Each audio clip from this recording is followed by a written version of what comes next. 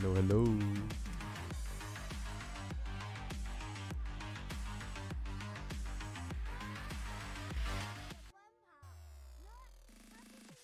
What's up, everybody? What's up, chat? Wait, how delayed in my stream? Okay, it's not that delayed. It's all right. What's up, everybody? Welcome to a long delayed stream. I was supposed to do this yesterday, but had some account issues. But glad we got that fixed because I've been really excited to show you guys the new and improved classes here in Ragnarok Origin. Coming to Global next week, it's the Royal Guard and the Sura. So I've been playing a little bit around the Royal Guard. I'm very happy with what it looks like. But, why is there a Pekko flowing? That is weird. That is weird. I'm gonna turn off. It's not a mount. Fuck, never mind. Forget about it. Right, so RG first, right? So, current version of RG is kinda... you know, it doesn't do damage in PvE, doesn't do damage, it doesn't do anything in PvP. But now we've got a new and improved one. That honestly I like a lot. And I personally have not played RG in the main server. Sorry, in the live server, but I've been able to help my guildmates build around it. And yeah, like I can provide a little bit of insight, not too deep, but I am familiar with a lot of the changes that we made. So let's get into it. So Royal Guard, most of the changes are in the third job side, and there's still the two branches for RG. You've got the War God, the attack, the DPS one, which is the War God. Let me switch to that. And we've got the defensive one, which is, I don't know what's it called in English, to be honest. The outstanding stance, I don't know, divine stance, whatever it is.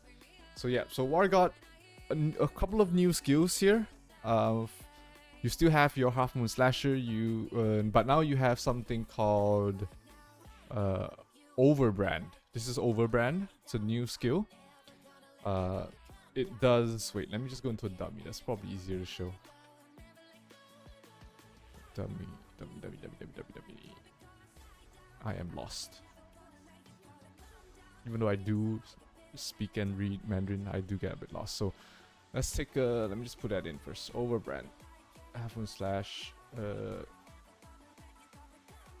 Something Pierce. Alright, so these are the main attack skills for RG. You can fully auto them. I've already... Wait, I just changed hotkey. But you can fully auto them. It's...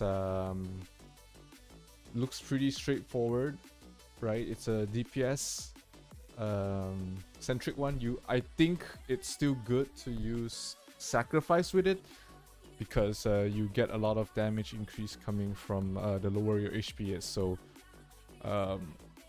so yeah, so this is Overbrand. 6-second cooldown. For every it does 1480 multiplier, which is okay. It's not the best. It's not the highest multiplier that we've seen, but it's an okay multiplier. Considering that it also has additional effects, such as it does 40%, reduces 40% of your opponent's reduces 40% of your opponent's P damage and M damage reduction. So that actually increases your DPS. And when you deal damage with this Overbrand skill, there's a 25% chance that you heal yourself for 3% of your health. And it also gives you 20 of the Gouge. I don't know what Gouge it is. So yeah, that's Overbrand. Next we have this is of course Half Moon Slash. It's short cooldown. Am I using the right weapon? Yeah, this should be the right weapon.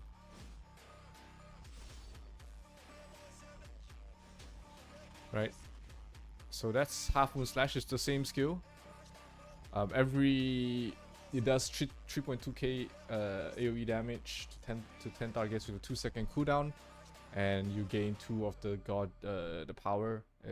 When you're auto attacking, there's a 15% chance to auto cast Half Moon Slash, and when you do use when Half Moon Slash deals damage, it increases the damage of the duration of what's the duration? Increases duration of one of these skills. 战力高涨. 战力高涨. Maybe it's a passive or a buff.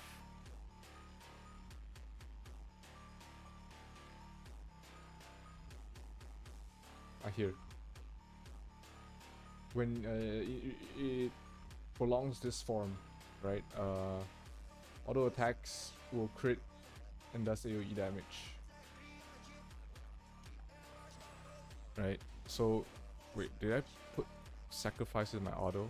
This is sacrifice, right? Martyrs Reckoning.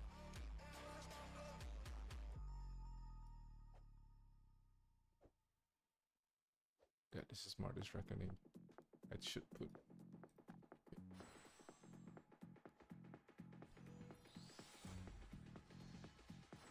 So yeah, the DPS for this is actually pretty decent.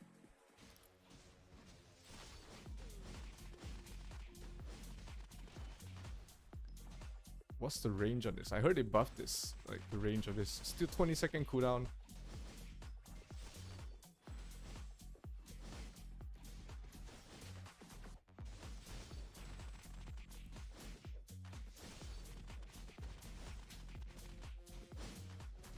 I'm not using the right... yeah, I'm not using this right one as well. This is the... Oh god. And I don't have all the nexus set. This is a test server account. We've got a lot of resources, but I wanted to show the base strength of the class, which to me is a lot better than what it used to. DPS wise, it's probably the same level as a gunslinger. Slightly the same level of a gunslinger in terms of the DPS of the War God stance. Just because it crits so much. Right, this has a huge range actually. Whew. You can auto cast this.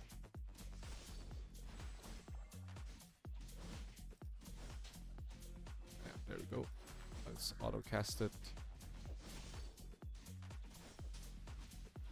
I'm not able to accurately test this in PvP, unfortunately, because this character is uber weak.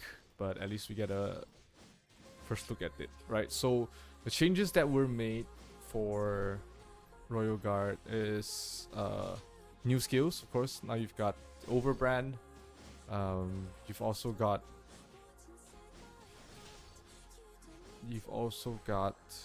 this pure skill. Charges in front deals 3200% of non-status damage. Sorry, 330% neutral damage, and will stun for 1 second with a 6-second cooldown. It's not too bad. Every 6 seconds you can stun one target. That's a pretty good CC.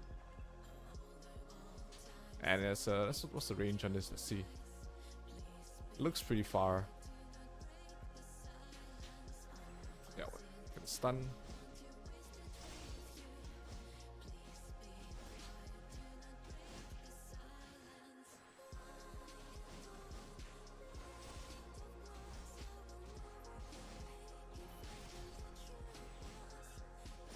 Can feel Helder being one tapped like this. It looks pretty like when you're in this this specific build of RG, doesn't look that tanky. But from what I've been able to witness, from what I've been able to watch, the damage is pretty good. So you can actually run RG as a primary DPS, I feel like, just because of how much damage it does. Right, it is still an auto attack based class. I don't have much auto attack here. What do I have? Oh, this is the low edgy one, sorry. Let me change that out. There we go.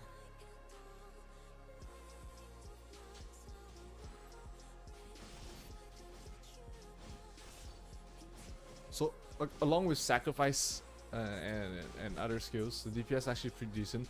I might be doing more damage if I use the ROO Blue Spear. But what this does is this weapon allows your Half Moon Slash to crit and increases the damage of it by 20% at +10. Normal attack normal attack has a chance to trigger. Normal attacks has a chance to trigger Overbrand. You can only cast it once every 8 seconds.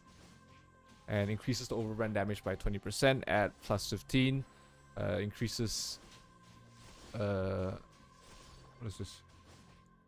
Increases the damage provided by your gauge by 0.5%. 0.5 multiplier.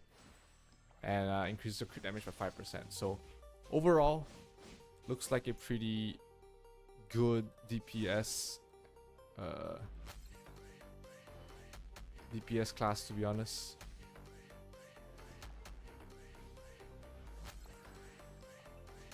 So attack speed after all that 283.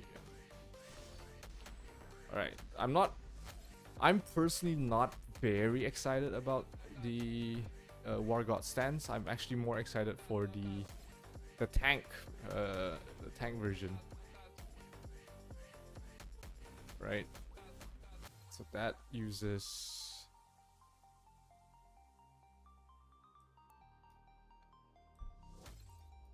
a different weapon.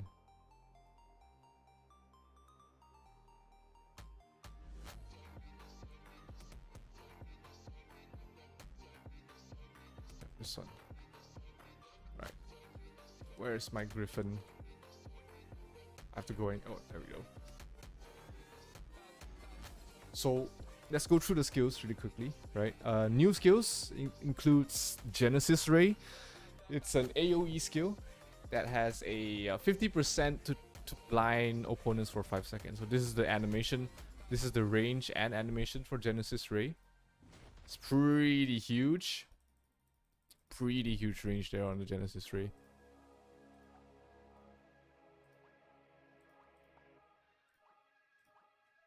Thanks. Thanks, mods. Thanks for more resources. Thank you so much. Right, so that was Genesis Ray. You also have King's Grace. Basically what it does is when you use King's Grace, that's a reduce the damage taken. Whoa, they buffed this. This was buffed. Yesterday it was 10% base, but right now it's 30% base reduction. So you actually now only need less VIT. So I did a calculations yesterday. You needed 450 VIT to get 100% damage reduction being taken by you. But now with the new numbers, you only need 350 VIT to reach maximum damage reduction on yourself for King's Grace. Now for your teammates, it's half the value, so they still need 850 VIT, but 350 VIT is much more achievable compared to 450 VIT. So really good buff there. Most people should be able to reach 350 VIT without over sacrificing their feathers. Obviously, you know, you still hurt against genetics and whatnot, but as a defensive character who already has so much reduction based things, and of course auto guard is pretty annoying for genetics as well, this makes it really good. Also, when you hit a target, when you use King's Grace, you actually do damage to it, which is kind of funny. It's not doing damage now for some reason. Oh, when you take damage. When you take damage, you attack the front. So that's pretty interesting. Right? So... okay. There, see? You poke in front with a counter attack. And when you counter attack, you heal 10% of your health. Jesus. They're healing, see? That's pretty good. So that's King's Grace. You've also have This is the decisive domain. This is the pious. What it does, it converts. Whoa, they buffed this again. So pious yesterday was giving AoE teammates in an 8-meter AoE 16 for 16 seconds holy elemental armor. It was 12 seconds yesterday. Today they made it 16 seconds. So huge buff on this. An extra 25% buff. And last of course you have your usual attack skill, which is shield press. Let's see if they made any changes onto a shield press. So shield press does 3.6k, 3,600 neutral damage to an enemy. There's a 20% chance to stun them, and also you can reduce damage taken by you from this target by 60% maxed. That is being affected by Vit. So that's shield press. It lasts for 2 seconds. And it also taunts the target. That means that, you know, you gain aggro. And if I remember correctly, there was a skill that allows you to taunt your target in PvP. I don't remember which one it is.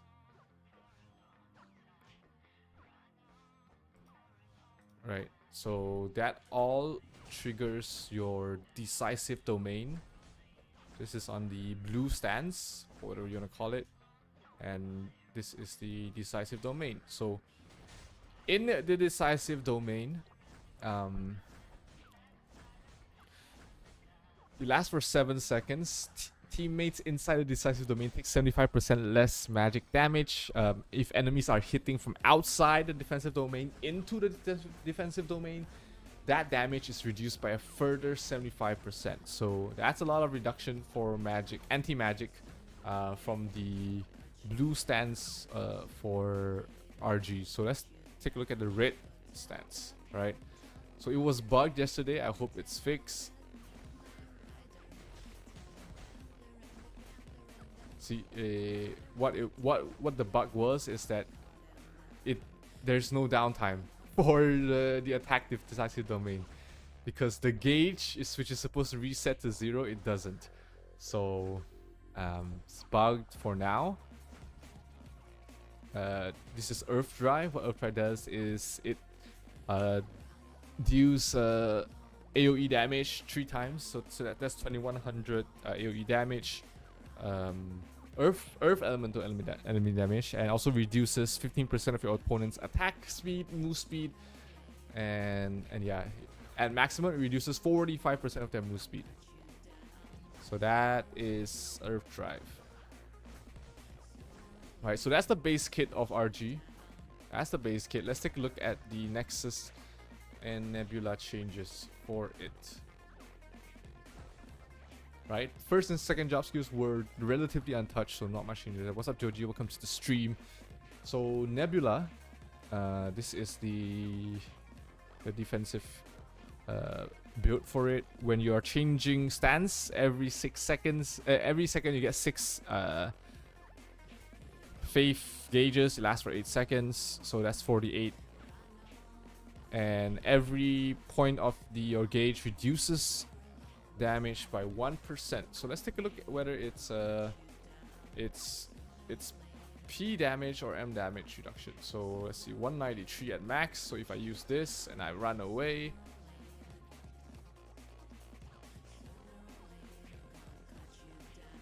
okay, so it does increase your P damage, M damage. So ultimately you do get 100% P damage and M damage reduction from the first Nebula, right? So that's just if there's an option that you just want a full tank, you don't even have to use your domain, right? You can just charge this up and you have 100% P damage and damage reduction if you just want to tank for your team with the King's Grace. So that's an option. What's up, Byron? Welcome to the stream. Hey, Jigindas as well. So yeah, so that's that. So 100 P damage reduction and M damage reduction is pretty good. Pretty darn good for an RG. Right, next one, level 40. When you're changing stances, you remove CC and also are immune to CC for the next 5 seconds. That's pretty good. When you use your decisive domain, you will immediately refresh Genesis Ray and Earth Drive, and also increase your P damage and M damage reduction by another 100%. Jesus. Lasts for 5 seconds, so that's 200%. Well, it doesn't. Well, technically, if you use your decisive domain, you lose all your gauges. So essentially, you're not losing anything once you use decisive domain because of this nebula, and you should be able to get it to max in 5 seconds. So these two, 20 and 60, do complement each other. So I like that. And it also refreshes your Genesis Ray, which is 50% blind in a huge AoE, and Earth Drive, which slows as well. So this is pretty good. Your level 80 Nebula, when you're under attack, it reduces your Genesis Ray and Earth Drive cooldown by 1 second. For every 0.2 seconds, it can only trigger once. So when you're hit by a Sorcerer, it's reduced by 5 seconds every second. So if you're hit by a Sorcerer, your Genesis Ray cooldown is essentially 2 seconds. You have a 2-second cooldown for Genesis Ray if you're in the middle of a stack, or you're hit by Sorcerers who hits at least 5 times per second. So, wow, that's huge. That permablind is gonna be so annoying. And Genesis Ray and also Earth Drive has a 50% chance of ignoring opponent's elemental reduction. So that doesn't, it doesn't do a lot of damage. You know, elemental Ray, Genesis Ray and Earth Drive, it's supposed to be a supportive CC skill, but the cooldown reduction, god damn, that's crazy. They buffed this. Previously it was the internal cooldown for the cooldown reduction is 1 second, but they've reduced it to 0.2 seconds. That is crazy. 0.2 second reduction is nuts, right? And the level 100, when your faith gauge is more than 50, damage taken is reduced by 30%, and every time you take damage, you heal yourself by 8% of your HP. 1 second cooldown. So free inbuilt 100% chance Sea Otter, additional 30% damage reduction. This is a must get for RG, for if you just want to be a full tank, right? So right now, let's take a look. I have 193 and basically 200% of each reduction right now, right? This is without anything, no enchants. I've got no other places. Wait, I think I do get it from here, a little bit from my Poem of Grace, Light of Dawn, Poem of Hope, Light of Dawn, but still, we are looking at 5, 6, maybe even 700 P damage, M damage reduction on the tank build. Wanderers can't reach that. This is not even counting the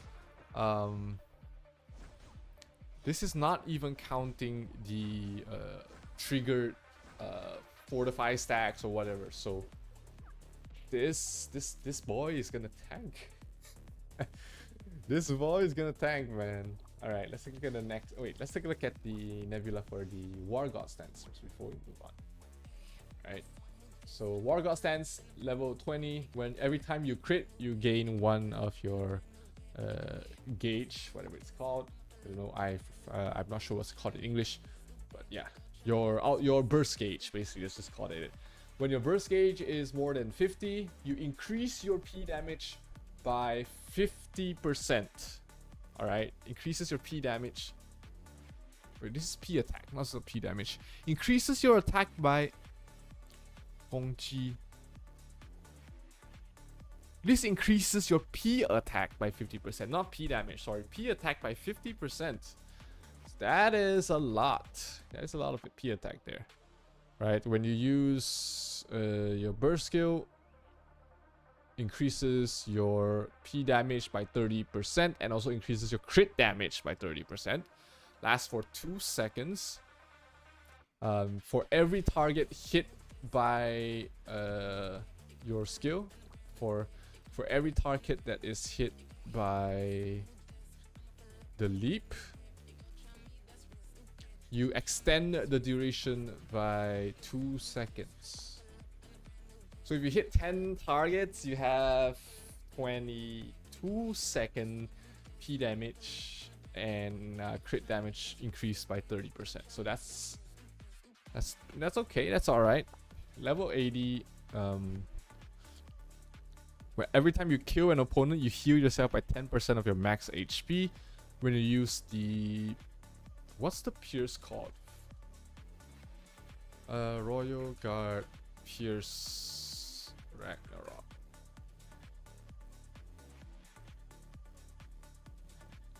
What is it called?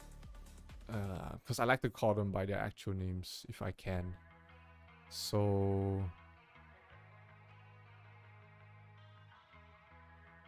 it's not Cannon Spear, it's not Overbrand. It's not Moon Slasher. It's Exceed Break.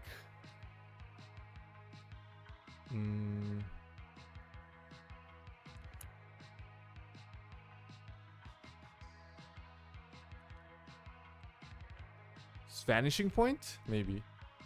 It's not Overbrand, I know that for sure. Vanguard Force? No. It's not Vanguard Force, so it's either Cannon Spear. Doesn't look like a Cannon Spear, so probably Vanishing Pinpoint Attack. Okay, there it is. Pinpoint Attack. So this is Pinpoint Attack, right?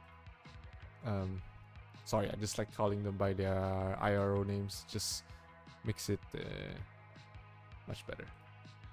Right, so every time when you use Pinpoint Attack, you gain 5 seconds of fight to the death. It reduces your opponent's healing taken by 80%. Your own HP won't go below 5% as well. So you become undying for 5 seconds, basically, when you use Pinpoint Attack. This effect has a 30-second internal cooldown. So, pretty okay.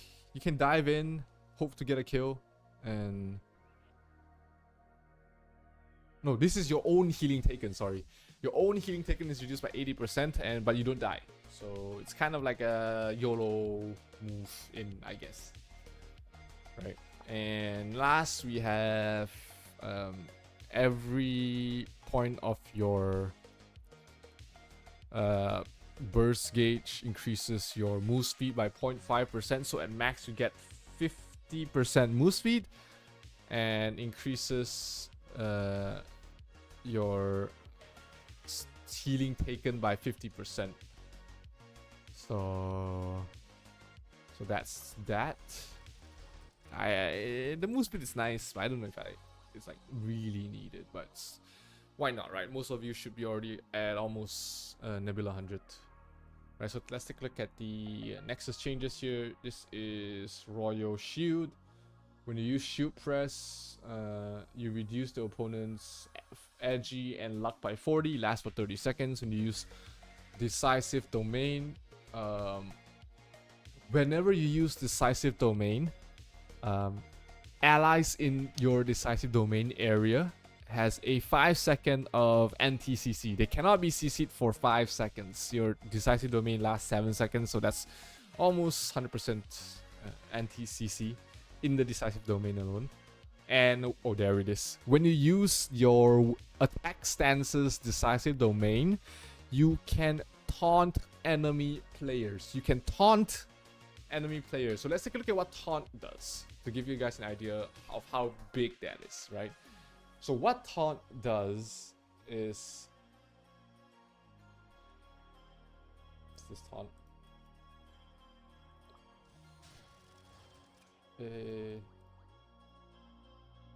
Right, 嘲讽. 嘲讽 is taunt. And the skill name is provoke. I'm not sure if we'll get the same effect as taunt, provoke and taunt, but if it is, what taunt does is that it reduces their PDEF, increases their damage dealt by, what is it, 40% looks like at max.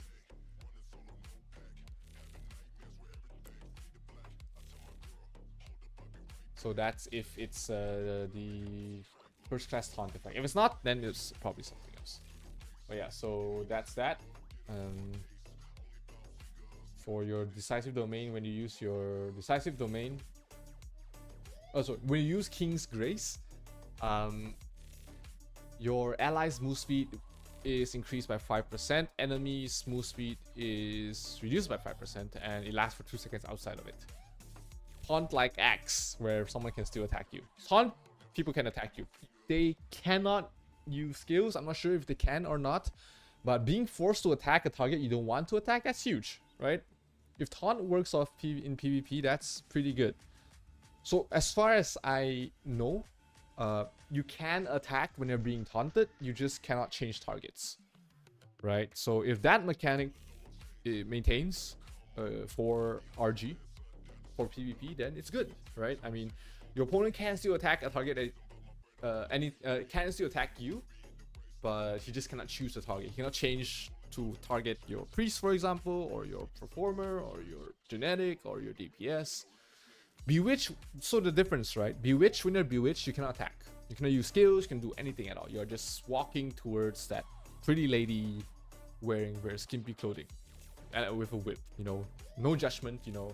It's 2025. You can, everyone has their own kinks, but at least this one is like a battle cry and you gotta hit the guy. So it's slightly different. I hope it's slightly different. It should not be another bewitch. It should be just a taunt, like Axe, right? Or Legion Commander for Dota, right? You're forced to attack one target for 3 seconds. Right. Next one. When you use Half Moon Slasher, every time you use Half Moon Slasher, normal attacks and Half Moon Slasher damage is increased. Normal attack damage is increased by 100% with this. And of course, Half Moon Slasher's damage is also increased by 100%. So this is where a lot of damage comes from. Right. When you use the War God Stance's attack, I don't know what's it called in English, this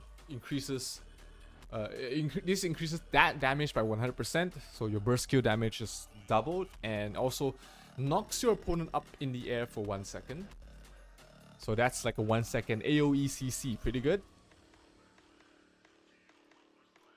Right, and when you're on your attack stance, no, when you're on your defensive stance, when your HP is lower than 40%, you have a 5% chance to reduce incoming damage by 30%. So let that sink in. I'll slow it down a little bit. When your HP is lower than 40%, you have a 5% chance of reducing incoming damage by 30%. If that makes sense to you guys. That makes sense to me, but I don't know if it came out right. If you're in your attack stance, if you're in your War God stance, not the DPS build, but in your defensive build, but on the War God stance, when your HP is below 40%, you heal yourself instantly by until 50%. So if you have 40% HP, they will heal you to 50%. You have 10% HP, they'll heal you to 50%, not by 50%. So it's to 50%. And this effect triggers once every 8 seconds. Right? And last one,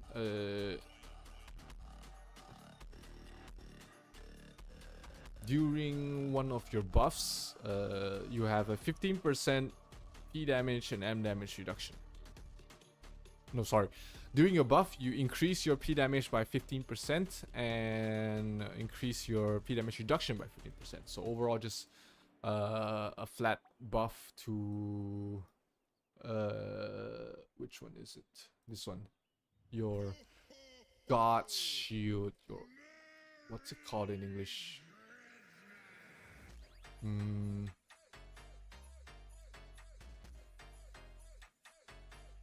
have no idea. Inspiration. It's probably not inspiration. PD, not PD. That's the skill that gives your allies holy armor. New skill, I guess, for RG. Okay, did I miss out anything at all? Did I miss out anything for RG, guys? Because I've been dying to change to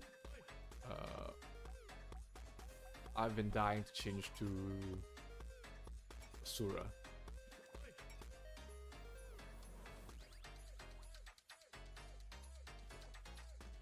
Right? Any questions? Oh, my thoughts on RG, right? Before we actually make the change. My thoughts on RG is that it's a 100% PvP and PvE viable class. PvE wise, it's around the level of Gunslinger. It's better than physical genetics DPS PvE. Probably better than Doram's, around the Gunslinger, maybe even slightly higher than the Gunslinger's PvE. So probably that puts them at a tier A-, tier B+, in the PvE standings in terms of damage. PvP damage wise, from what I've seen, they do decent damage. They've got a lot of NTCC as well, which allows them to be one of those. It allows them to be the bruiser class that they are, right? RG's always been a bruiser or a full tank, and you know, the NTCC, the reductions, the self-healing allows them to be the bruisers that they can be. So I would put them at a tier A+ for PvP, even tier S-, right? I think they are that good. DPS, maybe not DPS wise. DPS wise, maybe they are slightly, probably the same tier as Gunslinger. That's not a pretty bad rating in terms of PvP DPS, slightly below Gunslinger. But the tank build, my goodness, guys, the tank build, it's up there with Wanderer. It's up there with Genetics. I would say it's probably better than support Dorams as well. But I guess support Dorams, they do play a different role, so you can't really compare them. You can't compare a support Doram and a support RG, because RG is all about defense. It's all they're mostly defensive buffs. For Dorams, they provide both defensive and offensive capabilities. So it depends on what your team needs. That's that's your decision whether to go RG or Doram in that team composition party, right? It can even replace Performer, I think, in a way, but RG is a lot of manual. It's almost like a full manual class. You have to use your skills at the right place at the right time. So yeah, your defenders, your reflex, your devotion. So yeah, I would put it at tier S for PvP. Crowd control wise, alright, so I've been theorizing yesterday. I've been theory crafting a little bit yesterday, right? How to build and, you know, make the world's most fucking tanky and annoying RG. And my something I realized is Swordsman class, they've got Fatal Blow, right? Which is a 25% chance to stun someone when you use Bash.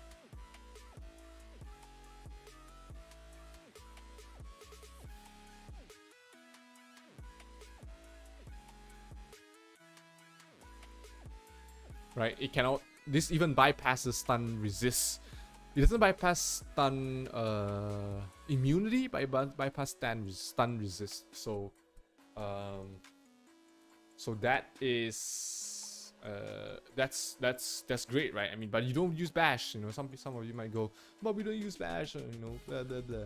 Then we have introducing the Aether Bongan card. The Aether Bongan card. What does the Aether Bongan card do, guys? When dealing physical attacks, there's a 3% chance to cast bash.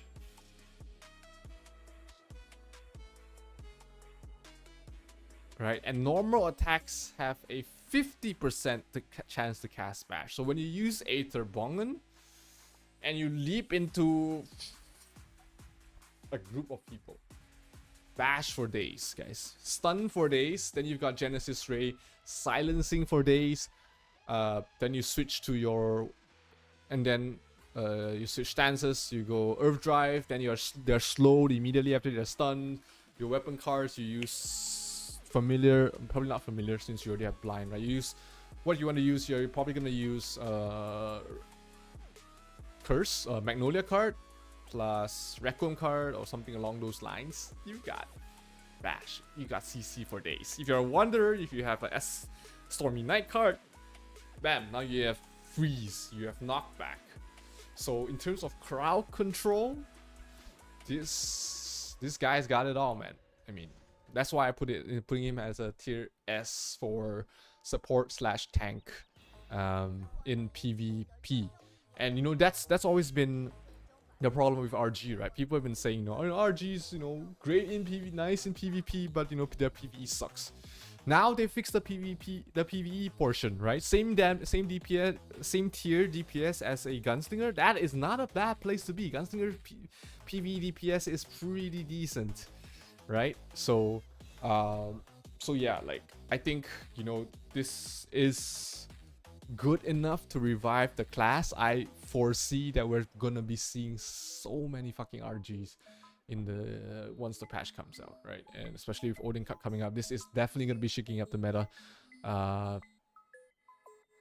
So yeah, RG plus Wanderer, almost unkillable.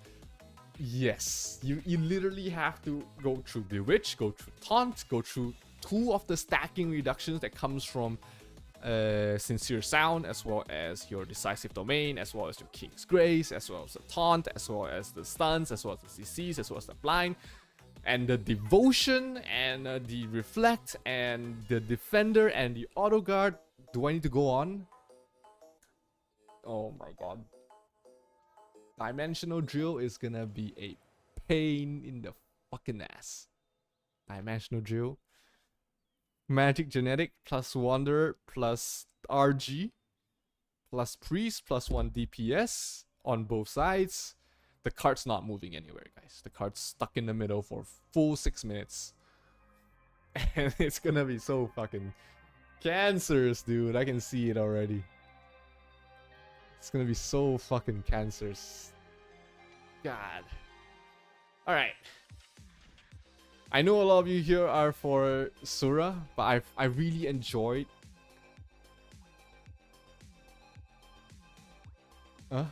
What? I really enjoyed this change on the RG class, and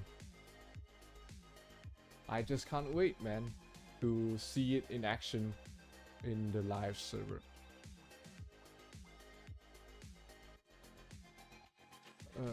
Miss Joe, can you talk to me, Miss Joe? Do I not have a job change? Job change.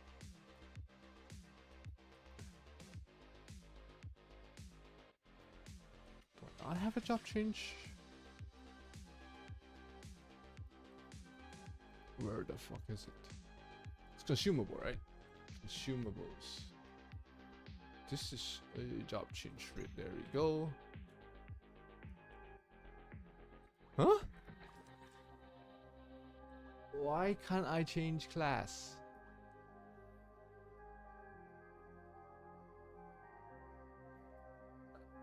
Why can't I change class, chat?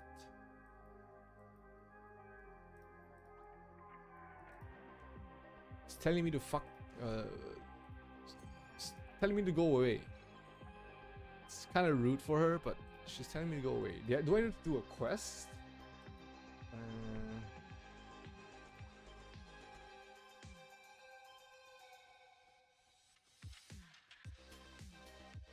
Does anyone have an idea what the quest is called to change jobs?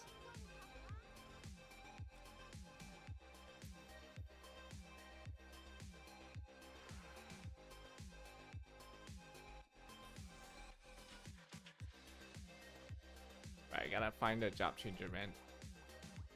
Okay.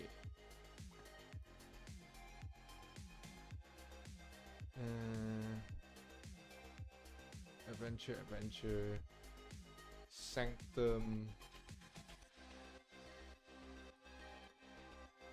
This is Temple of Nightmare. This is Fine. This is Divine. No.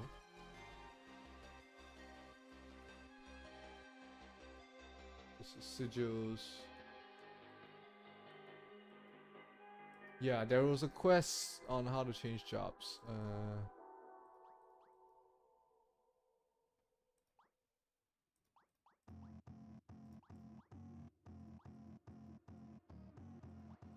Let me see.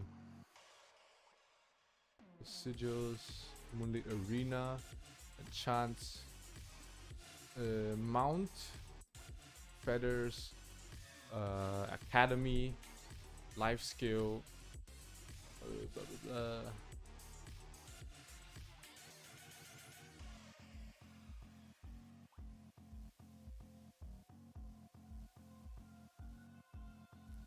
What's the quest called?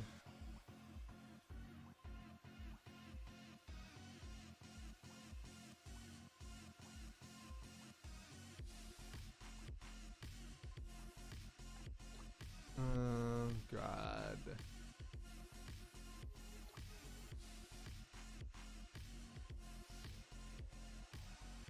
Oh God.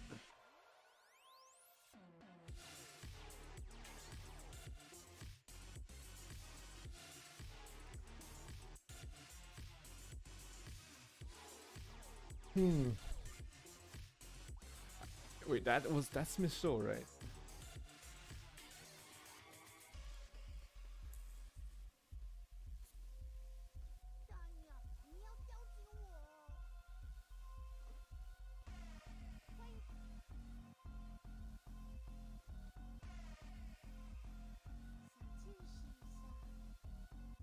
This is Miss Zhou, 周小姐.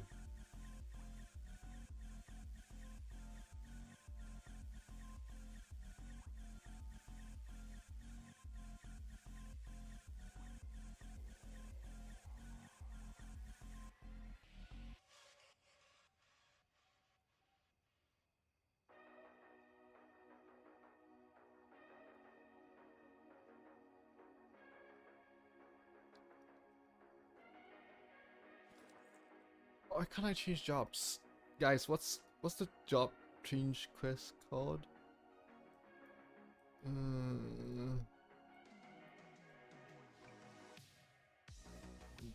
None of these are it.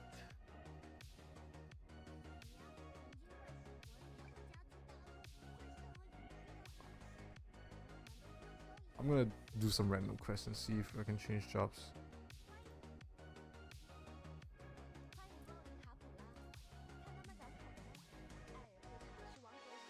It's not this one for sure, but I don't know why they're not allowing me to change jobs.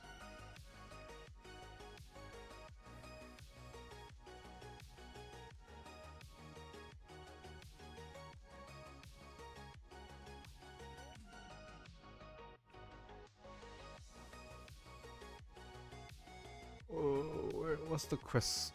What's the quest called? Or where do I find the quest?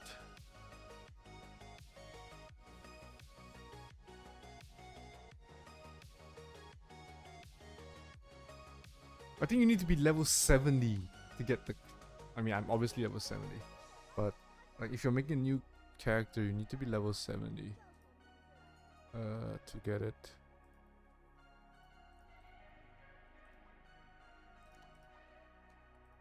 Bro, don't worry. I can understand and speak in Mandarin. 别担心。但是真的找不到。我操！我操！我找不到。怎么办？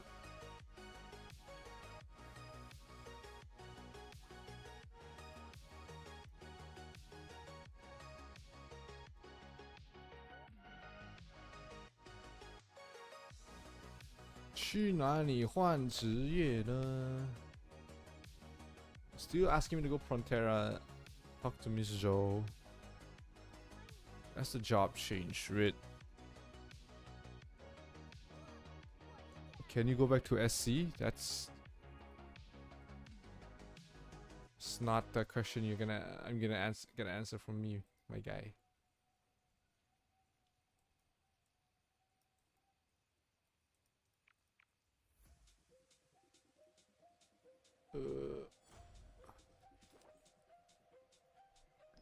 Why can't I change jobs?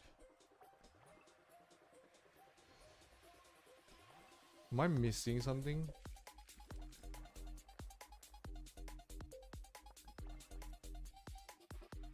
Oh, this is not it.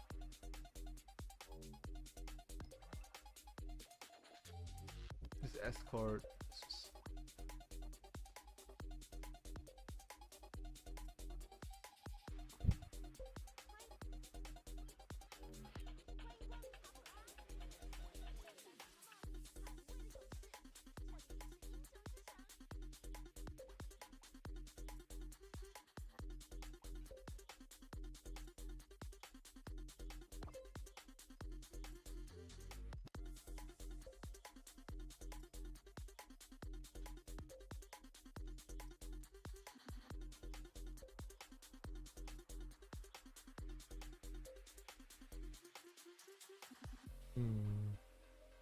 Is it a new interface to change jobs? I don't think so.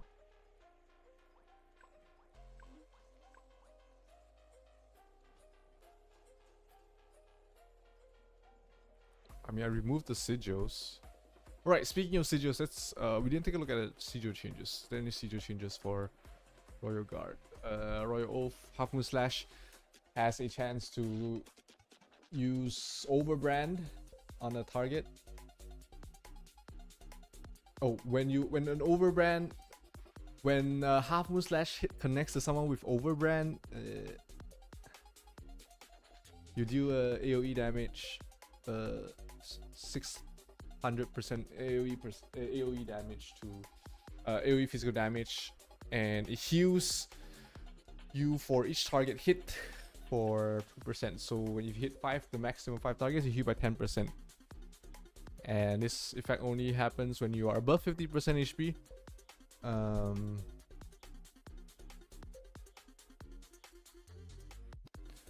When you use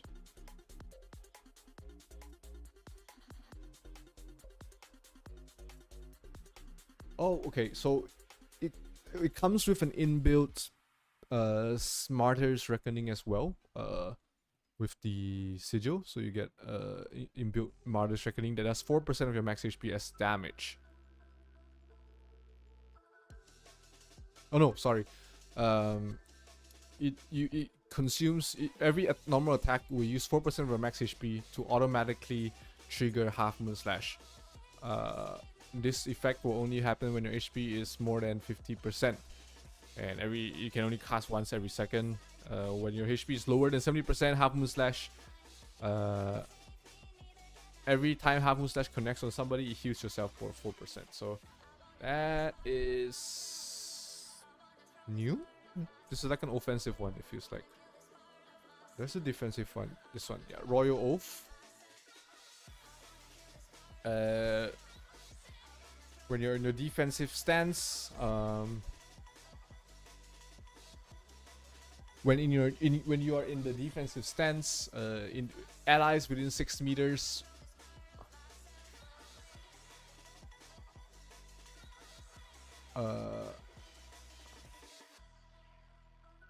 for the highest HP unit ally, their damage is reduced by 20% when their HP is not below 70%. Right, so basically it's like a free devotion to a guy, I guess, but you don't take the damage, but your allies damage is reduced. Allies damage taken is reduced by 20%, and when you use decisive domain for 7 seconds, you can't die. Basically, when you use decisive domain, after decisive domain is casted for 7 seconds, you get a buff which your HP cannot go below 1. Your healing taken is reduced by 100%. It lasts for 6 seconds. After 6 seconds, you die. But when you die, you heal your allies for 20% of their HP. So yeah, it's slightly buffed from previous, as far as I know. Right? Miss Joe is still not talking to me.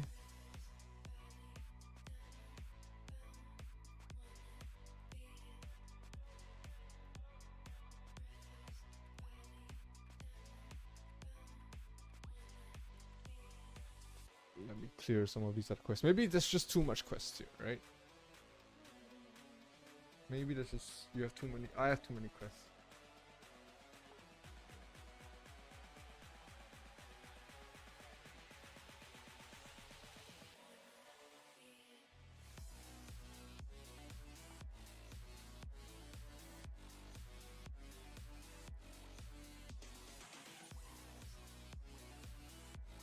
Just to clear some of these quests, and hopefully it helps.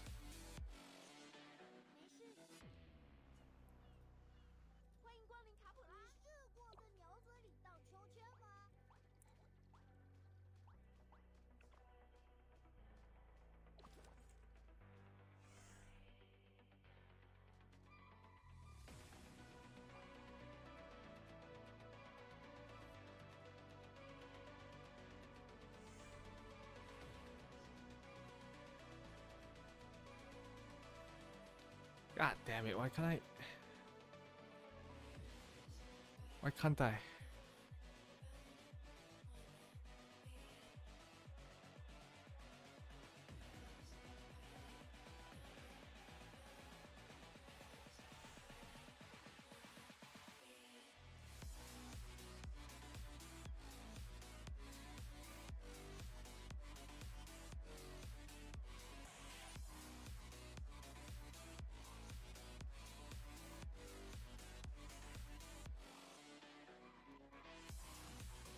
Might be just me having too many quests.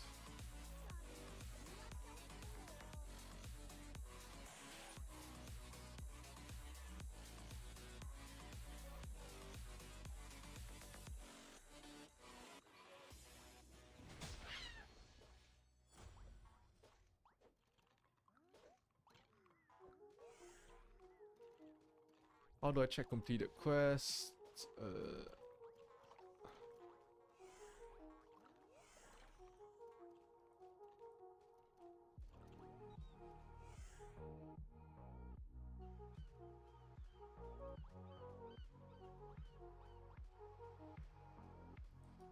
How do I check completed quests? That's a good question. I have no fucking clue.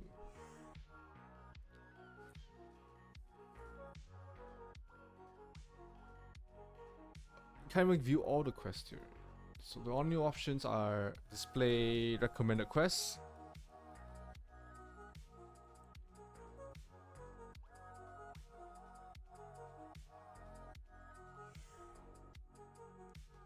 So I guess I just need to know, is it a job quest or a... What kind of quest is it?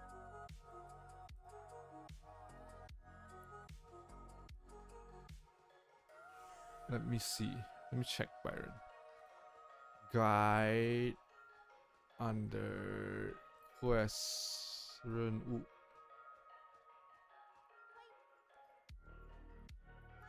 Yeah, the yellow one should show guide. Yes, you're right.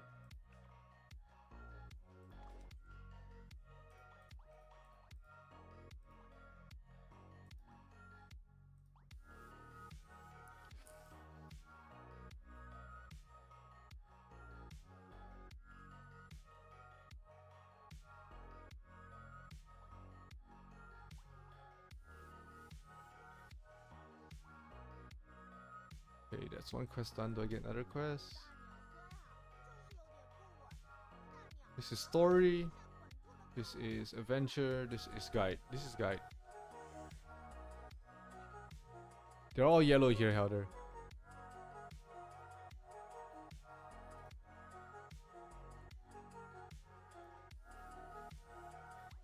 Wait, this is it. The fuck? What did I click? How did I even get there?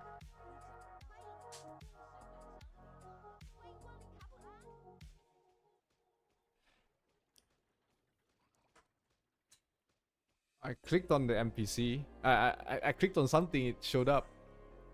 That's the job change one. Wait, I have to do story quests? No fucking way. I have to do story quests.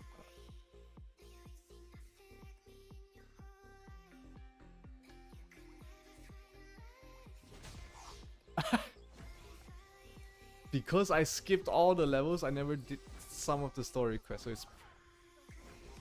Okay, this is gonna take a while, chat. I did not know.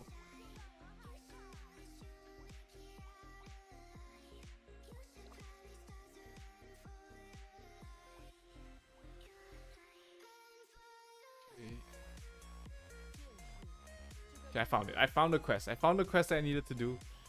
Now it's just a matter of doing it.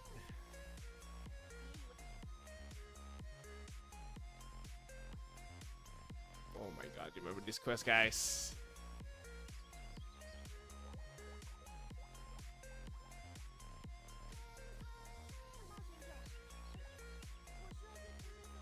Alright.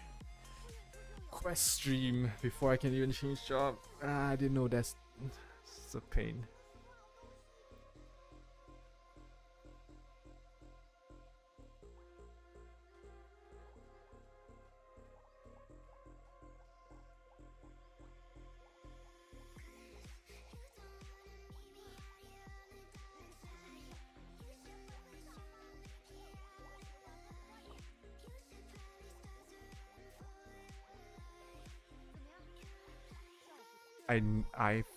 I've never realized that we have to do a fucking story quest.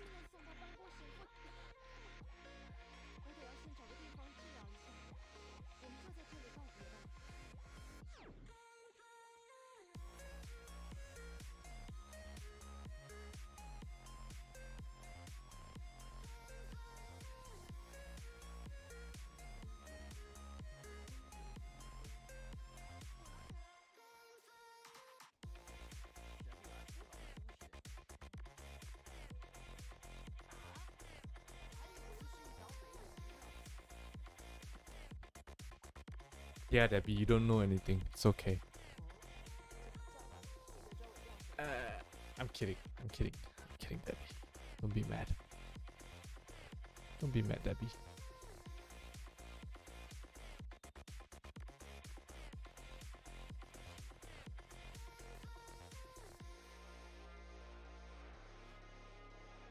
I gotta do these quests. I gotta do these quests. It's a long ass storyline in 70.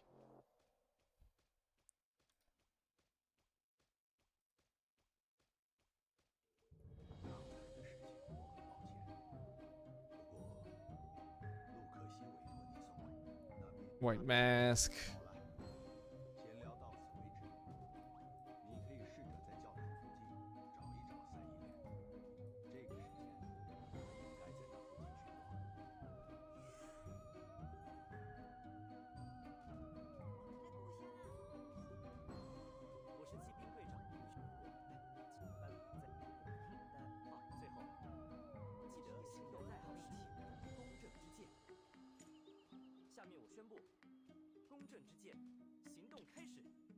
So, how's life, everyone?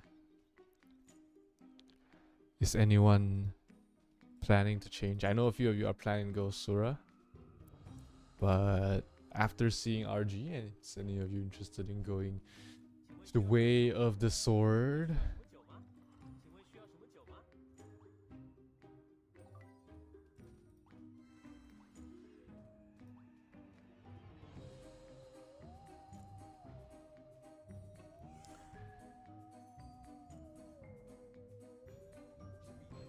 What is this weird ass song? Hold on, I gotta change. I gotta switch out.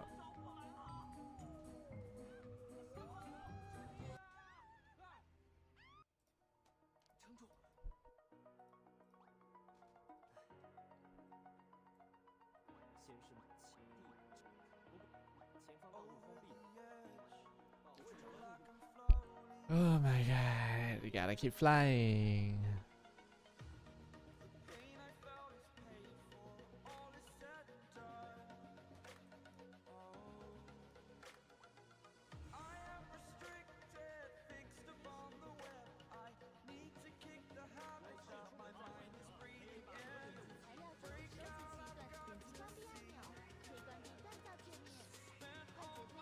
Do I really have to make one?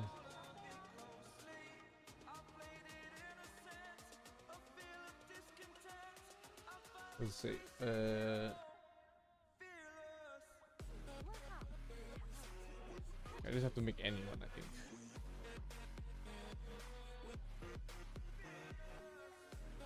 No, no fucking way. No fucking way, man. I have to manually do all of this.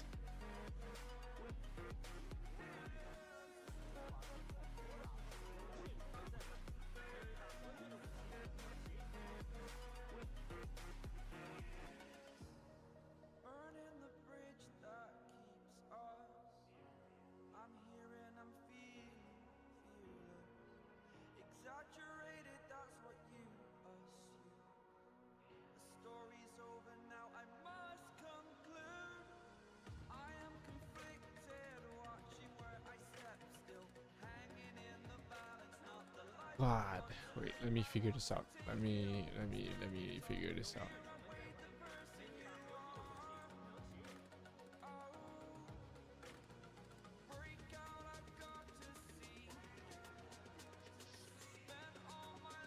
Wait, I can make this.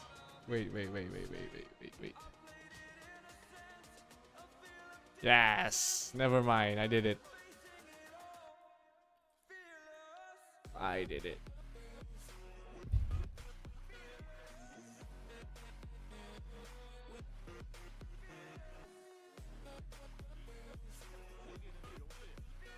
How many quests? How many more quests?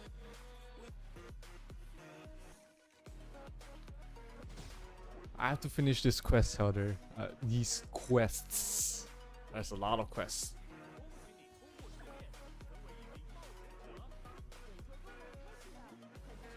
Let me see. What's next? What's the next quest I have to do? Oh, there we go. Okay, that wasn't too bad. Alright.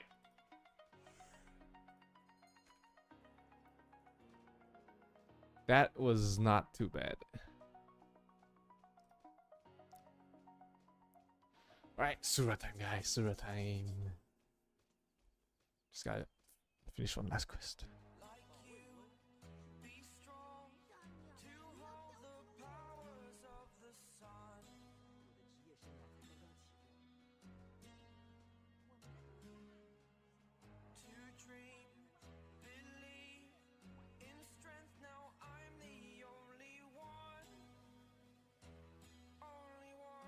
I got it, guys. Sura time. Alright, I'm gonna need your help to...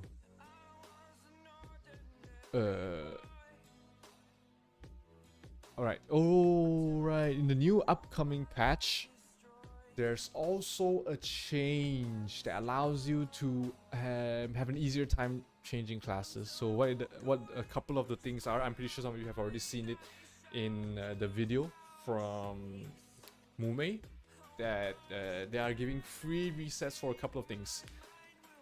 The Nexus engine, also free resets for your Nexus modules, and also what is this? Your Smeldons. So we are gonna be able to test that out. Let's go. Ooh, one click remove.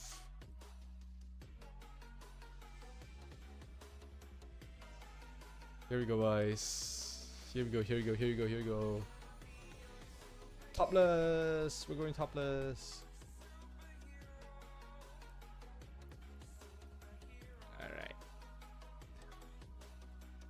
The moment all of you have been waiting for. Ah. Wow, my god. Oh no. Oh fucking no fucking way, man.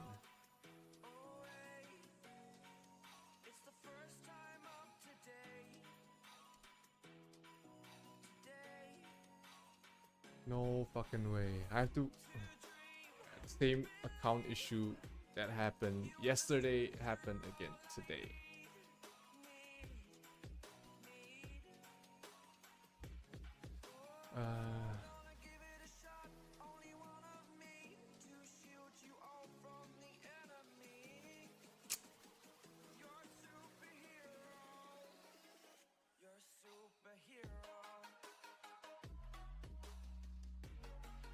This is hella annoying. Okay, never mind. Okay, the guy is the. I got it.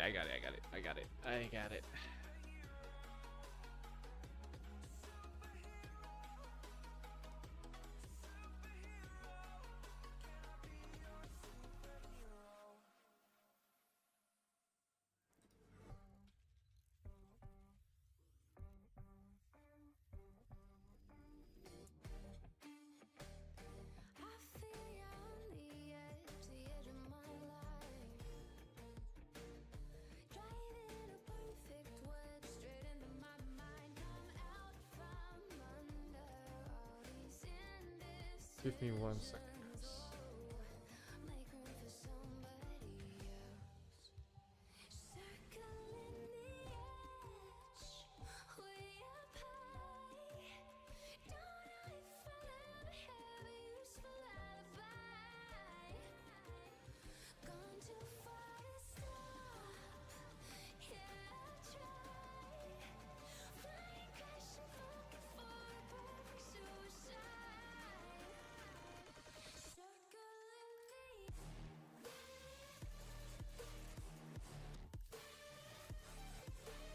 All right, we're solving it, guys. Solving it right now.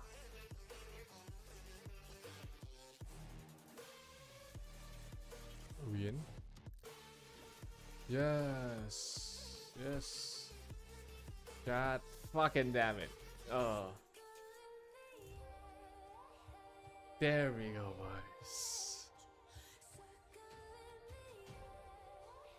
Now I have not tested RG whatsoever. So we're gonna learn together. Alright. So let's build a combo first. Let's look cool. So no agi on a combo, really? That's not what I thought. Wait, let me see again. Alright. Let's do a quick build.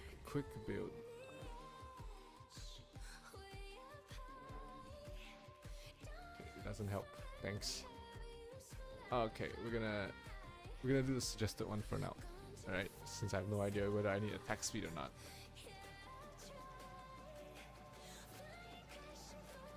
Okay. And let's make this the attack one. Let's see. I just had to do some quests, which was pretty annoying, but we got there in the end. Alright, Demon Bane, edgy up, doesn't matter. This is Fist Mastery. Sorry, when auto attacks, there's a chance to triple attack. Sura. You don't use the combos.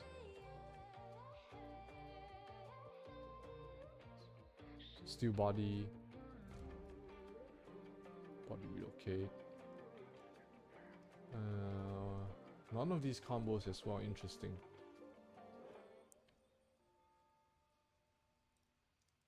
Probably don't need this. Right, this is for something trigram. Right, this is chi injection. It's 4-figure diagram. This is. Wait, let me just reset all of these actually. So for wait, can I go the other path? No. So interesting. Let's explore a little bit. Let's explore this a little bit. Right. So there's two paths you can go for. You can either go for the Gate of Hell, or you can go combo. You cannot mix both. Rampage Blaster. This is Rampage Blaster. Can you go? Yeah, you can do Rampage Blaster on both. All right, so let's do combo first. Chi injection. I assume that's you need to max that. What does it increase? Increase P damage by 200%. Flee by 100%. When you after Chi injection, when you use skills, you don't need SP, so you're not that affected by Dark Priest card, right? Then you've got some Fist. This is Tiger Knuckle. This is a kick. This is double dragon tail, whatever it is, right? And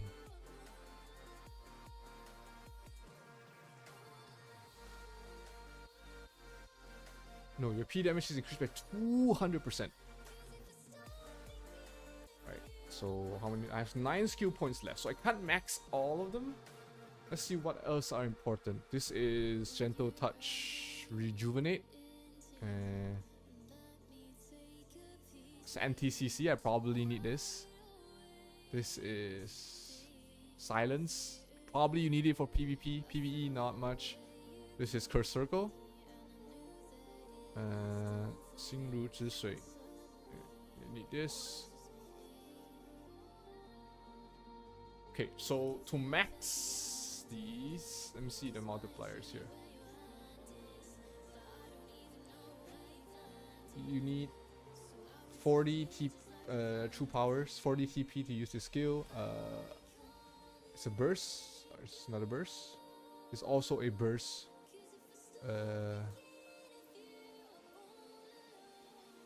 This is Dragon Roar something.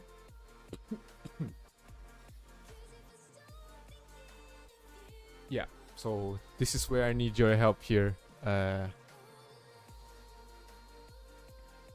Wolf. Which one do you go for? Wait, let me. I probably can. Oh, I can't reduce this as well. Yeah, so I gotta max these actually. I can actually technically have 2 bursts, it seems. Yeah, I can get 2 bursts. It's just a question of what do I reduce to max both if I want to, for example. I can't reduce the kick, so it can only be these skills.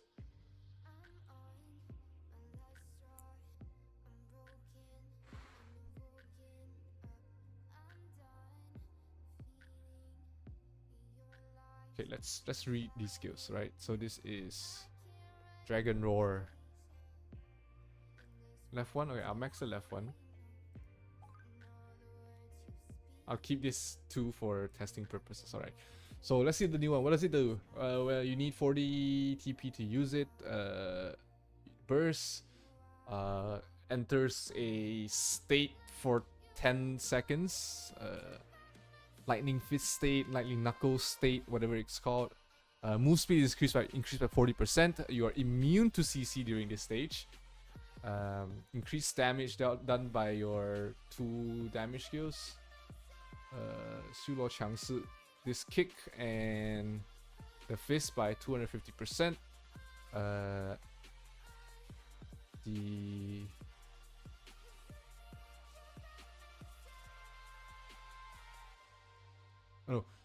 after that, you have a 100% chance to trigger.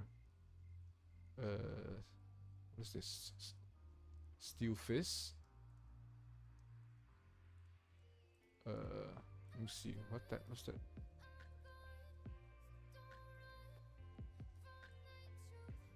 All right, we'll just go with this. Whatever. Fuck it.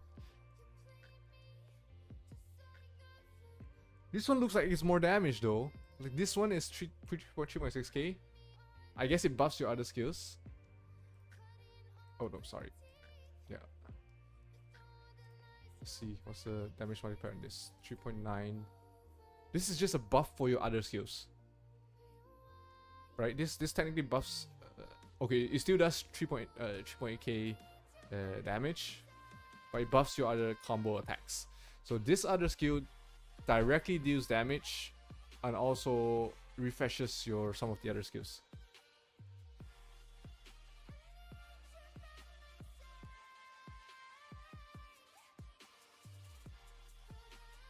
Yeah, jeez, that sounds like Iron Fist from a second job. Let me see if I can find it. Sorry, it's a new class. I used to be a huge fan of Sura, but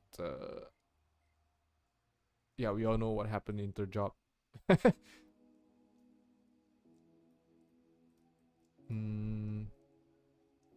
Where can I find that specific skill? So, oh shit.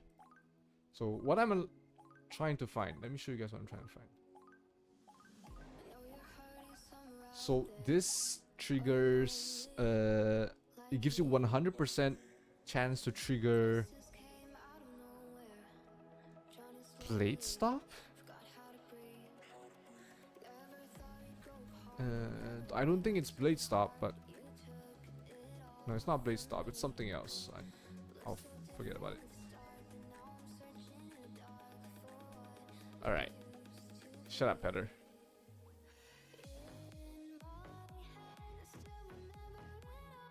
Okay, I probably put buffs first.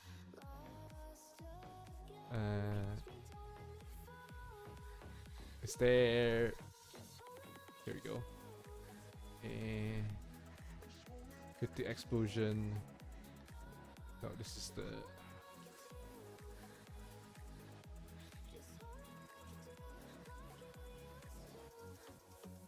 Oh, it's four. This is 4-figure trigam.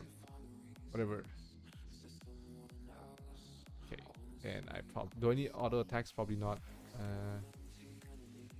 Chi injection. Long cooldowns first, right? So buff. Sorry, long. 5 seconds. 5 seconds. What's the options here? I don't need to put Zen. You sure? This is Zen, right? No, this is Chi injection. Sorry.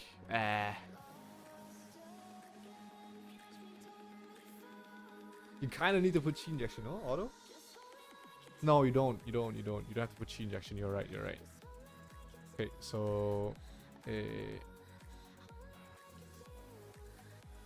can I combo into Nasura? That would be cool. Pick Tiger Fist.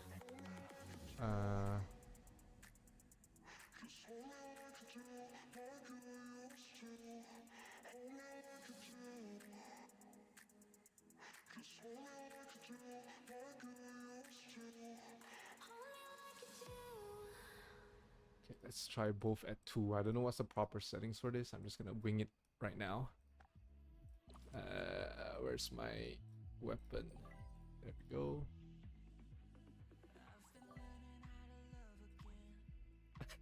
Imagine me using a hammer.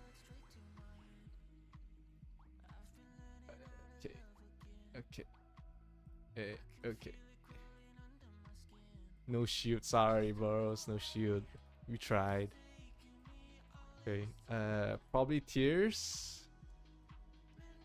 Tears Blessing. And this is Ancient Hero when you're in. Oh, this is for the other one, probably.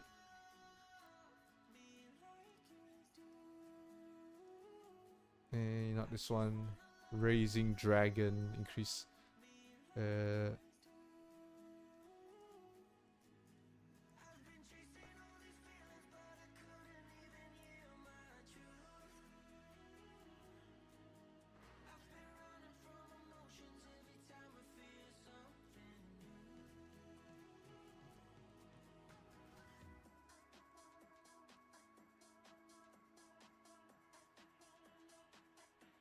Looks like it's this one.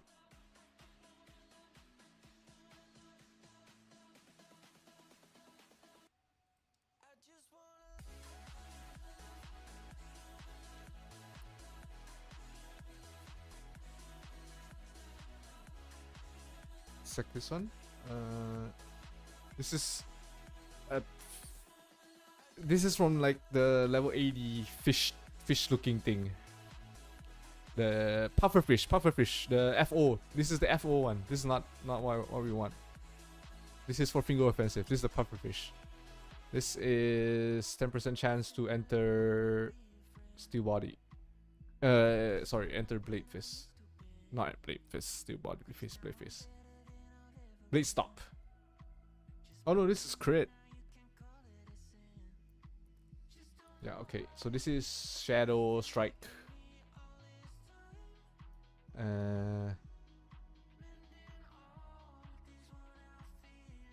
Let's see.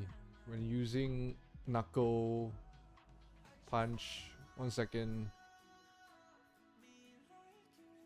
This looks like it. Tiger cannon and yeah, this one. That's the one. I think we have tiger cannon, right? Okay. All right, fuck it. Whatever. Do I have job sigil? I don't have job sigil. Wait, let me put in this first. All right, let's go through this. See what we're missing here. All right, so when you use two of the fists, increases 4 of your TP. Every point in your TP increase 2% P damage. So at 40 you get 80% P damage for your TP. So when you use this one, when you use chi injection, increase your P damage by 150% and a 20% chance to mini stun for 0.5 seconds. When you're using dragon tiger walk, lightning walk, dragon walk, whatever, the damage can crit and increase crit damage by 50% and melee P damage by 100% when you use the burst buff. What? Okay. When you use the attack skills, increase 20% move speed and 50% P damage, stack twice, lasts for 5 seconds, so that's 100% P damage increase. 100% here. 50% crit damage here. 100% here. When you use Tiger Cannon and Dragon... Oh, I really need to know what the IRO names. Because I always relate skills back to IRO. It's easier for me that way. Alright, so I know this is Tiger Cannon. It's a pretty direct translation. But this is... It's... Rising Dragon? No, that's not Rising Dragon. This is...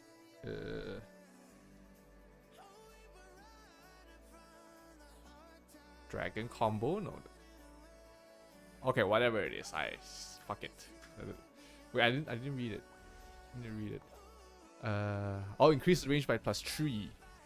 I don't know. Let's see if it matters, right? +3 range could or could not matter, but let's just wing it, guys.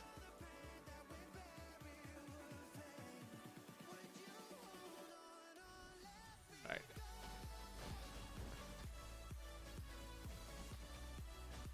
That's pretty fast. What, 5 seconds? I got max in 5 seconds.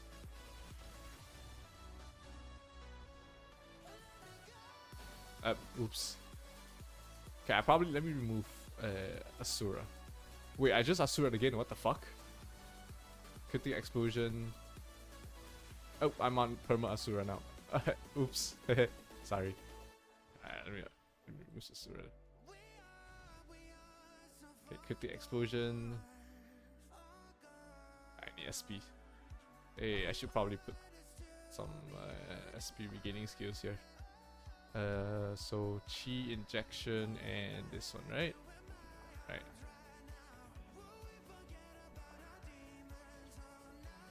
You can move now. Or I think you were.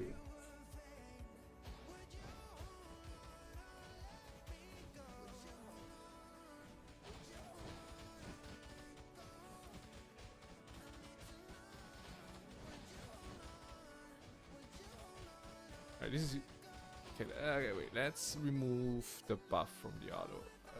Let's remove this buff from the auto. Put it in manual, and let's see the difference with and without it. All right.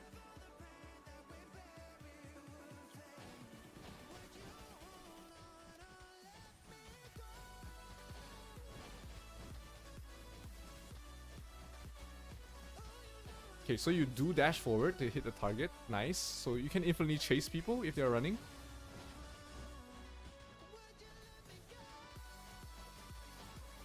You can infinitely chase people when they're running.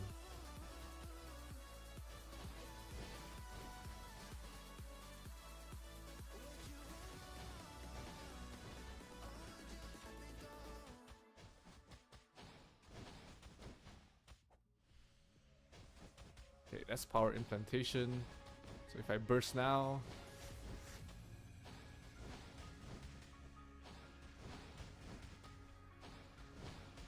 I use the other burst this time. Hit me run. Okay, I can't. Remove Zen. What's Zen? Is it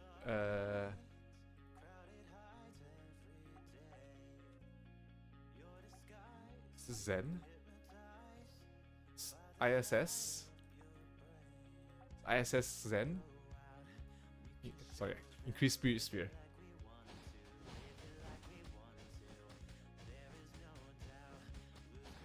Yeah, you can't have both at the same time, because... Okay. Implantation...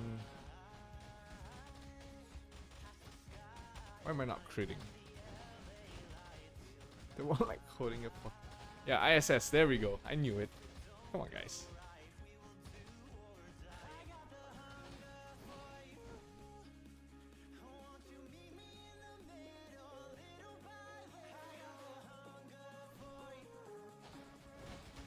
Okay, so this one gives me a cool dragon helmet. Oh, the damage looks so good, to be honest. What's the downtime on this? Wait, question, does this actually add a 100 flea? Because that was a question that we've been asking, right? So, no, flea Sanpi is 170, so if I use this... Oh, it does. It does add 100 to flea. What the fuck? Oh yeah, I needed Nebula to crit. Yeah, this is PvE. Okay, this one gives me a dragon helmet too.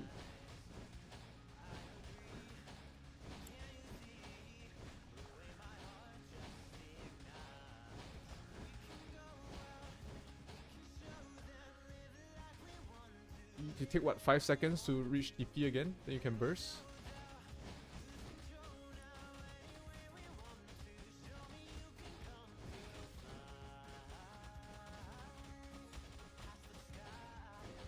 After burst, yeah, 5 seconds to burst again. Not too bad.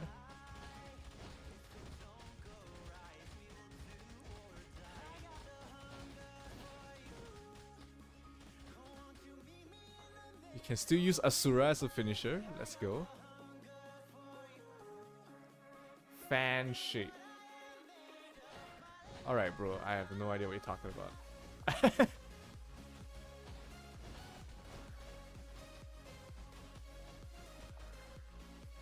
Yeah, this one definitely has more tactics, right?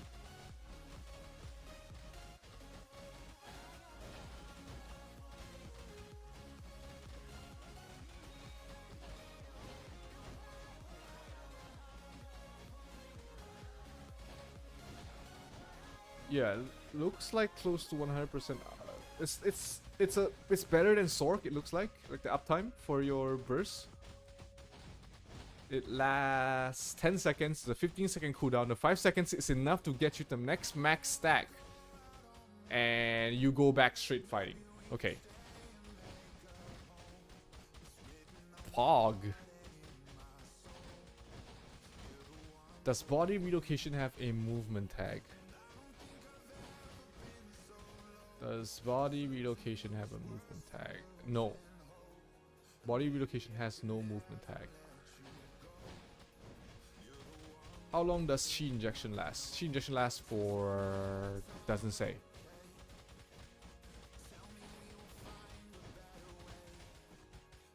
Okay, Chi injection lasts for a fucking long time actually.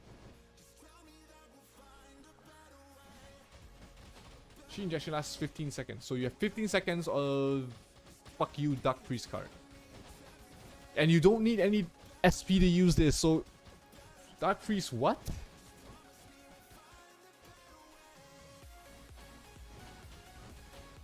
Alright, this class is anti-Dark Priest. Like, Dark Priest what?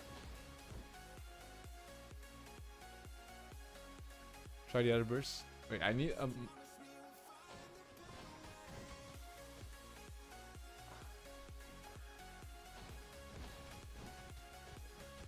I'll see a cone shape on the target. Let's see. Okay, I see it. Yeah. It's a splash. Yeah, I see it.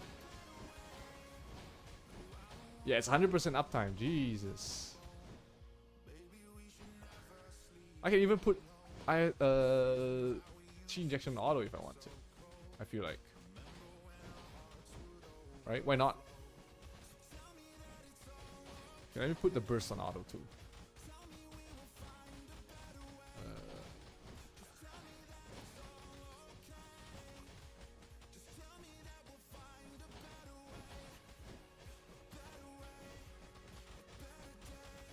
Oh, the animations look so good. The damage is way ahead of RG. Like, way ahead. Like, 10 times more than RG. This is probably Shadow Chaser level DPS. My weapon is plus... Oh, it's not plus 10. Right, let me read. When it's plus 15, yeah. When it's plus 15, it can crit. Now it's plus 0. Wait, let me transfer this. I have a plus 10 weapon. New burst is better, like small scale, I guess. But in certain situations, you need. It's good to have both, I guess, and just use this when you need it. Yeah. No. Yeah.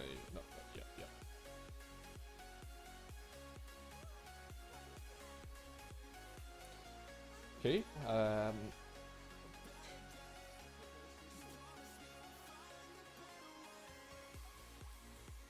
Absolutely no problem for PvE, I feel like. Can I refine more? No, I'm out of refined stuff. Do I have? Oh, what the fuck? I have so many. Thanks, GMs.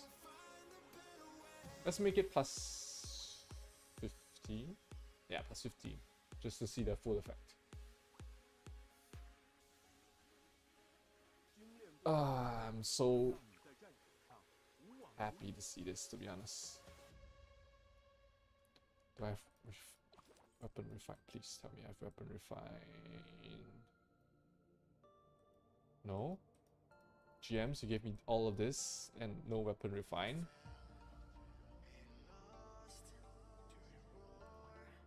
What? I get a mount? Wait, there's no weapon refine. I'm not tripping, right? I'm not tripping, right, chat? I'm not tripping. Alright, fine. Who cares? We have a billion of these. We're gonna refine it until it breaks us. One tap.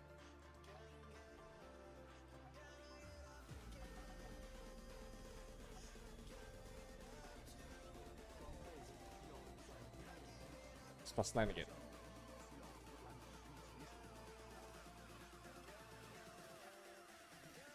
I have 20 stones. What? Where?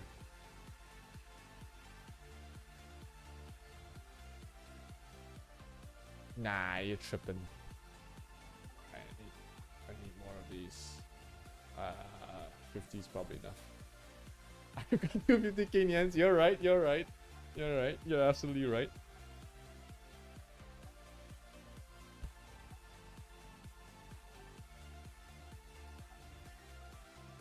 Are you fucking kidding me?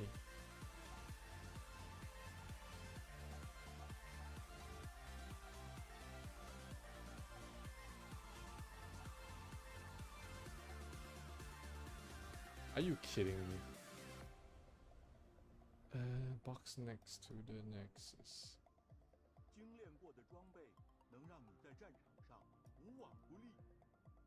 I'll go line by line. Jesus fucking Christ, I can't see it. Oh, okay. It's 20. Guys, it's 20. It's not gonna matter. 20.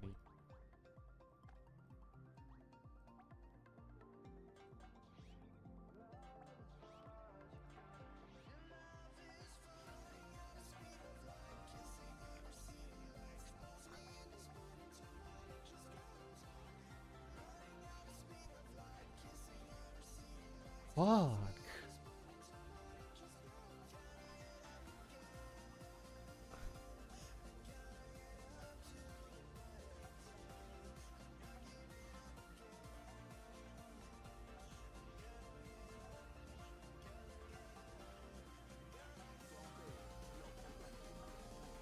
One tap, okay.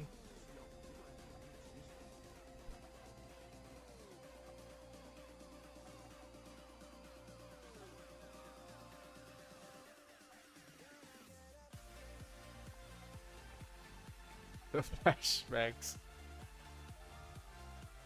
Come on, almost there. One more.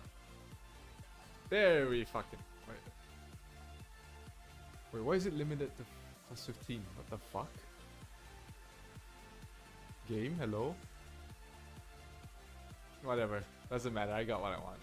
Alright, we haven't looked at the next nebulas first, right?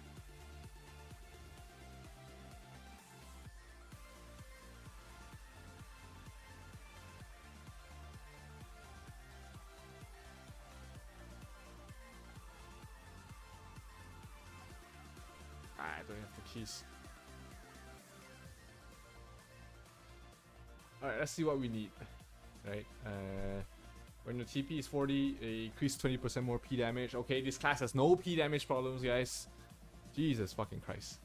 Every time you lose 10% HP, single target damage does to you. No, your own single target damage is increased by 5%. And when you 受到伤害时，那次计算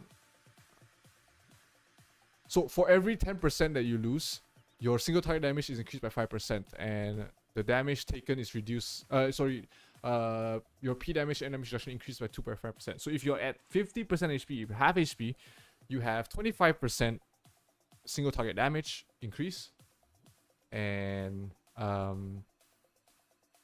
your P and M damage increase. P and M damage reduction is increased by 12.5%. It's pretty good. Your attack skills has a extra 300% physical, neutral damage, non-elemental damage. Force neutral damage. This is force neutral. This damage is force neutral. Extra 300% force neutral damage. And what's this? The other face gives a mark and increases the damage from your Tiger Cannon and the other Dragon Tail skill by 40%. This is Earthshaker.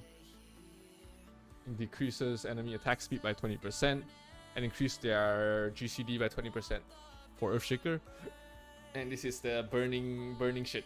When you're burning, your Gate of Hell damage is increased by 200% for that aim target when you're on your burning mode. Wow.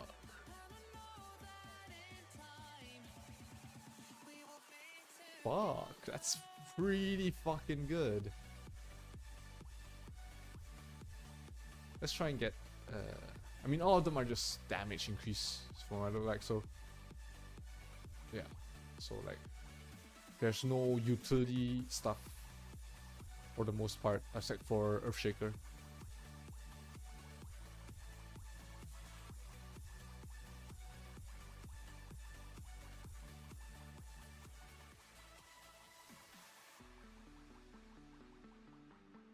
Earthshaker, I don't want Earthshaker, I want something else.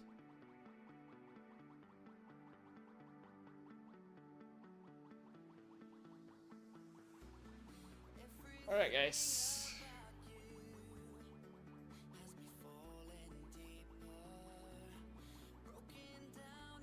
Alright, fuck this. Alright, Nebula to 60, someone said. It's pretty far away, guys. This extension? No, I don't extend. I wanna level. Do I want to use my Moras? Is there anything else I can use? How much diamonds do I have? 40k diamonds. What's this? 40k diamonds can get me... I'll just use all my diamonds. Fuck it. I'll leave myself 40k. I'll leave myself 6k diamonds.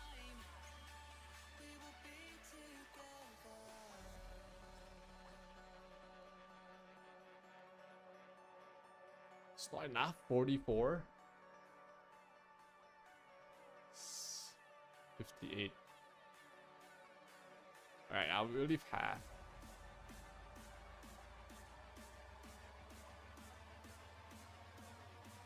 $59. Alright, 60. There. I forced it to 60.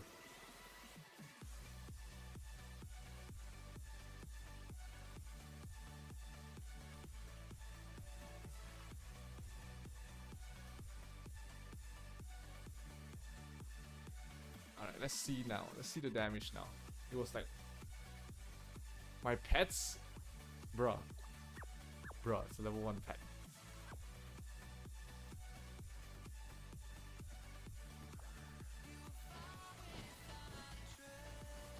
Let's see the... Still not critting. I have no luck. What's this?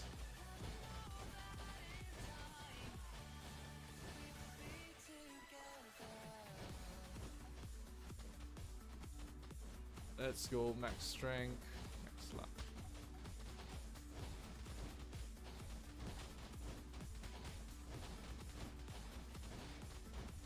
Look at that DPS increase, boys.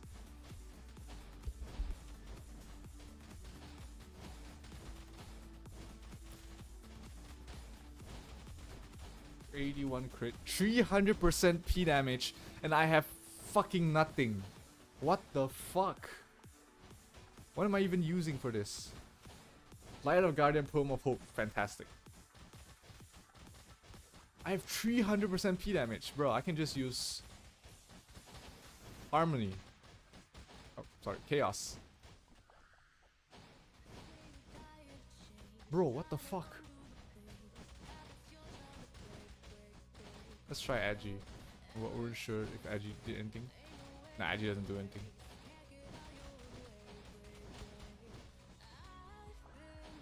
I have 371% P damage with what? I have no P damage here. I am using Tyr. Okay, I'm using Tyr. Let's we'll give it that, right? I'm using Tyr.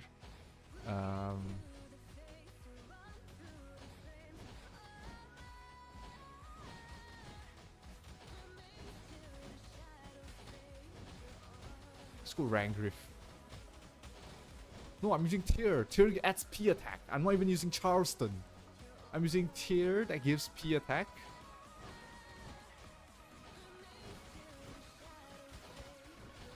No fucking way, bro.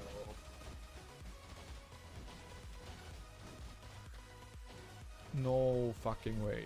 Alright. Whether it's usable in PvP or not, I guess it depends on whether you can survive damage.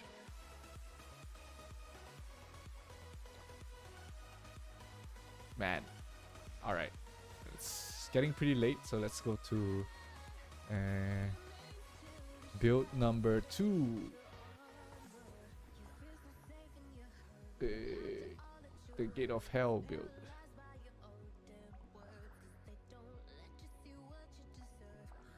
What is it adding? Strength, fit, dex, luck. Okay.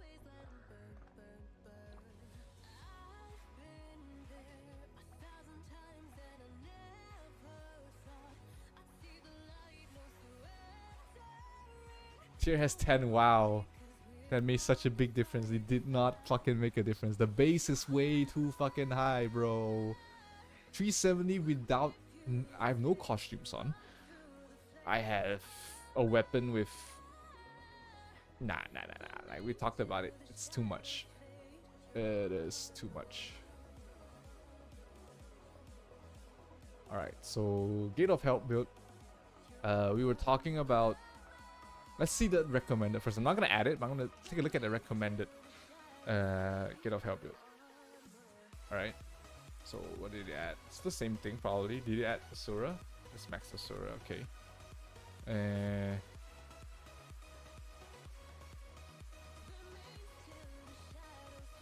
So for DPS, I guess I don't really need... Oh wow, Trigger is a big multiplier though.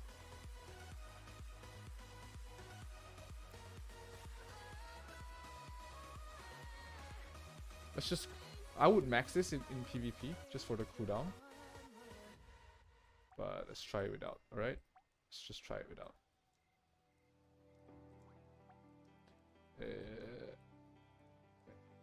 Just put Angeling there.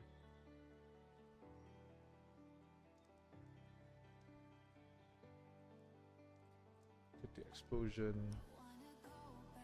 What's the auto look like? Rampage Blaster. Sorry. Should be something like this.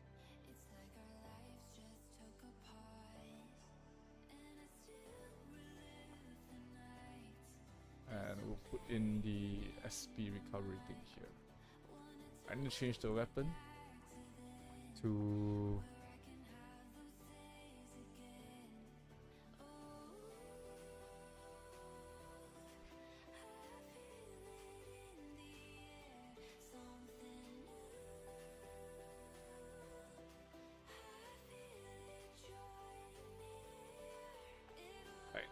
Let's just wing it.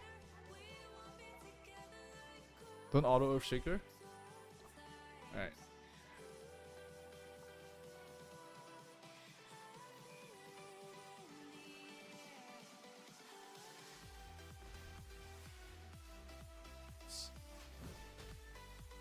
Wait, you started off with Asura? Sorry. Hey, this is pretty fast. Range is Sork range.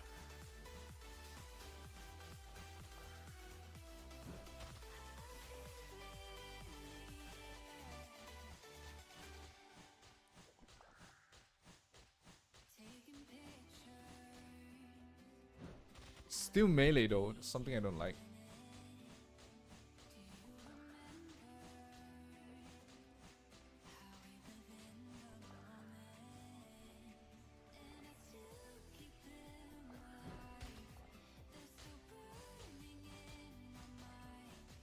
Sork range.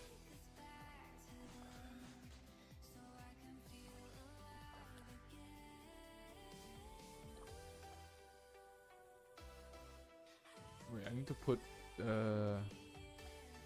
whatever this skill's called. Burning implantation something. Okay, wait. Is that the right skill? I feel like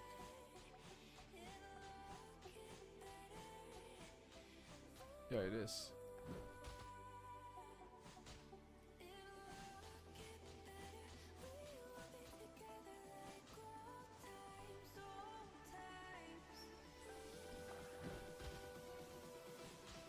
Yeah, I can't. I don't think I can. I can auto that. This is basically probably what I would want to auto, and the manual cast. Manual cast the. Yeah, downtime just hit. It's pretty slow. Okay, Sword broken. Boom. Run away. It's the right one, right? So what am I missing? Let's just see what I'm missing first. So, burning implantation, burning. What is it called? I don't know. Burning something.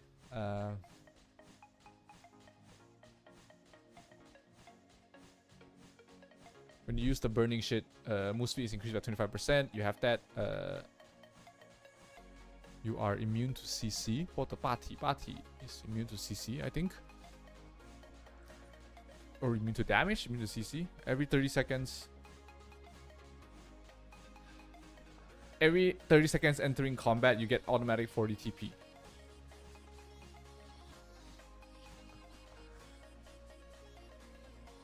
Burning power, right?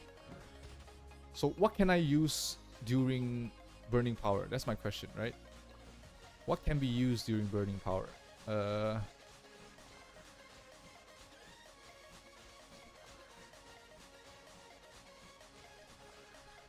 Everything seems disabled.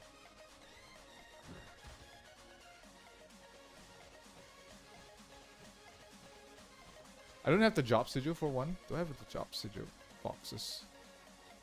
There we go. Okay, I can max this. I can max this. Let's see. Which is the one I want? The GOH one.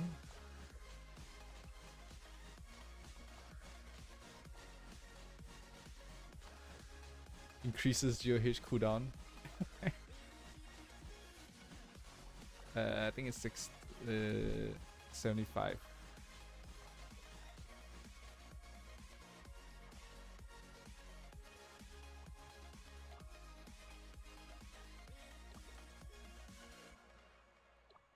Sorry, job sigil.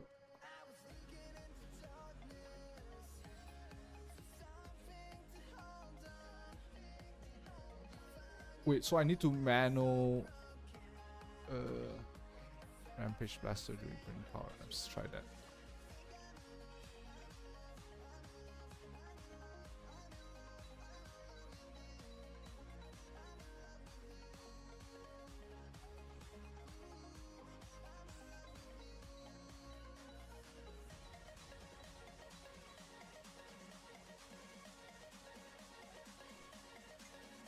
20, 30, 50. Wasn't 75, my bad. 75. Let's add. I think it's 10 more. It's 85.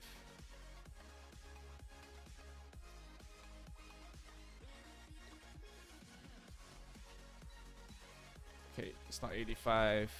86. 86 plus 8. 86. 9. Wait, they get the wrong one. I got the fucking wrong one. Never mind. Thank fuck I have extra.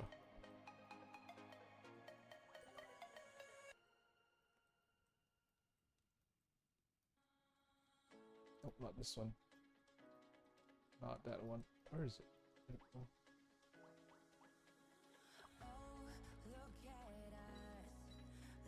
1, 2, 3, 4, 5. 7 more.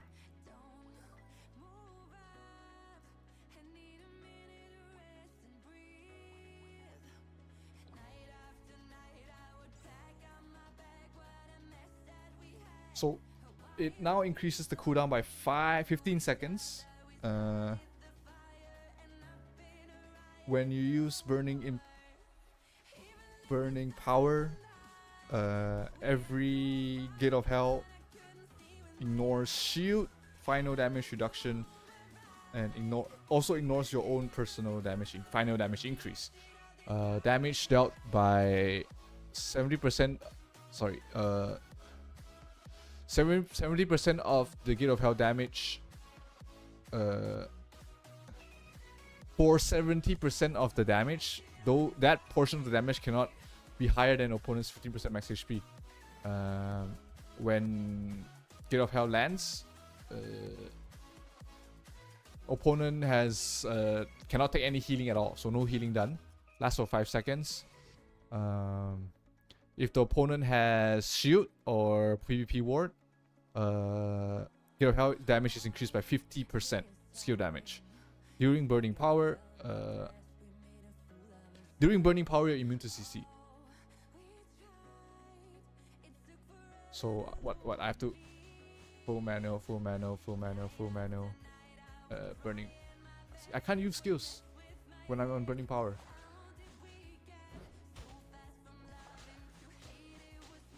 Am I missing something?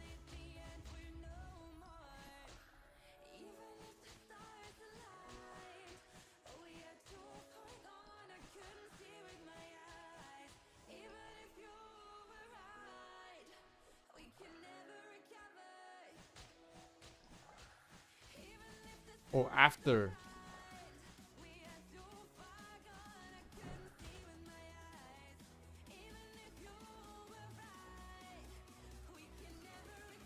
Okay, my range of this is increased.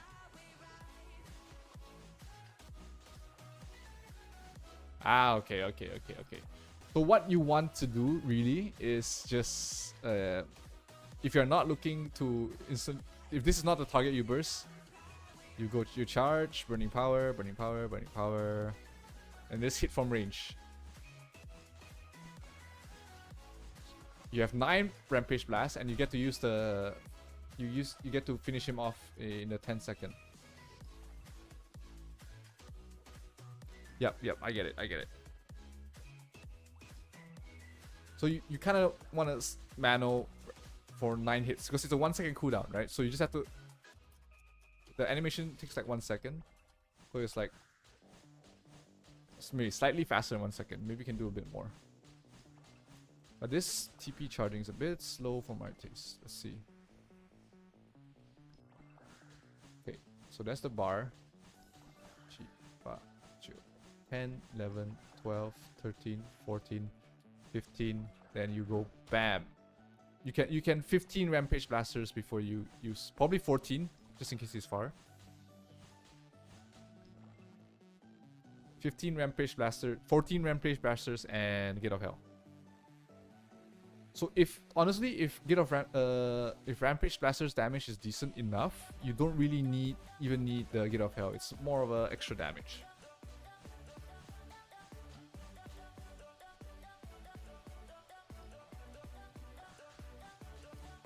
It's a finisher move, right? So you don't need to use it unless you need to burst him down.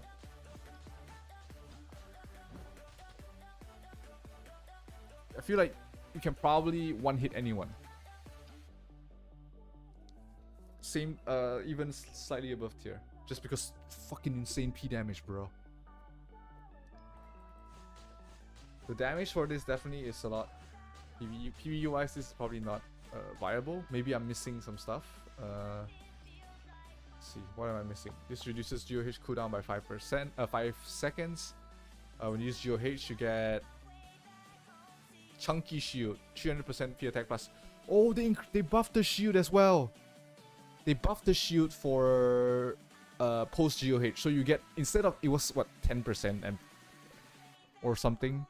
Now it's 50% of your max HP as a shield for 8 seconds. So you can probably get out alive, probably.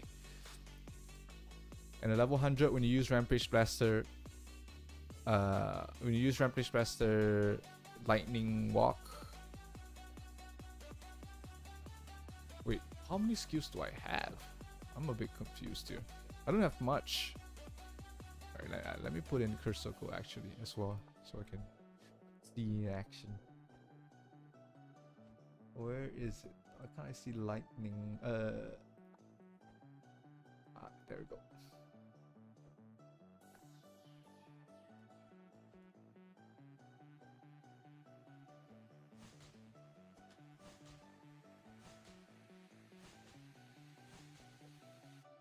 Is it range P damage? Wait, let me see.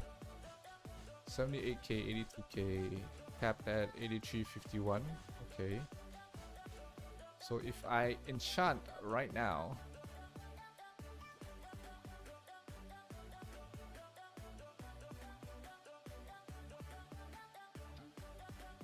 it's magic. This is bolt. Alright, and you kind of need to. Alright, this one doesn't affect me at all. Okay. So it was 83. So if this is range P damage, let me read. It is. No, it's melee. It's melee P damage.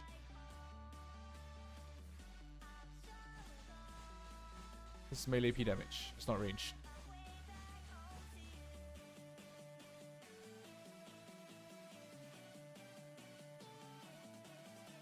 That is a fucking big AoE. That AoE is big.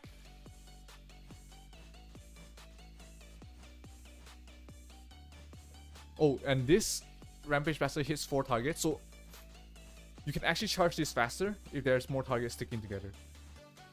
For each target hit, it gives you 1 TP. This is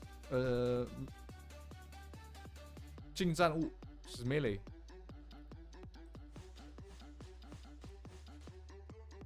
But I did see a damage increase. Let me try enchanting. Try getting a melee P damage enchant.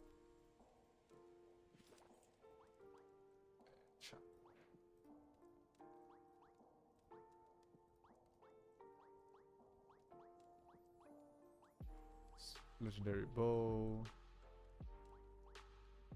It's magic attack. Sharp. Magic attack. Come on. Legendary bow. Sharp. Come on.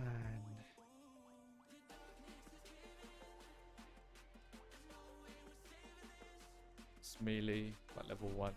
We really want sharp.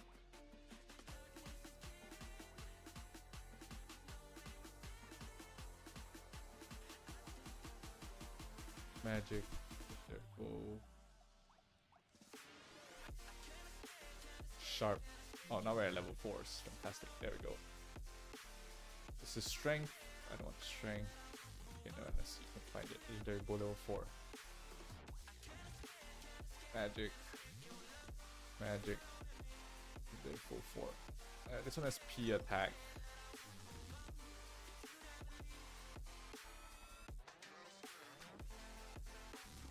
I want to re-roll the P attack, so yeah, P attack, P attack, P attack, P attack, P damage 3.5%. 3.4%, 3.5%. Okay, close enough. Okay, so now I'm a legendary bow. 91k. 91. All right. I'm not seeing higher than 91. 92, but rare. 92. If I change this to melee,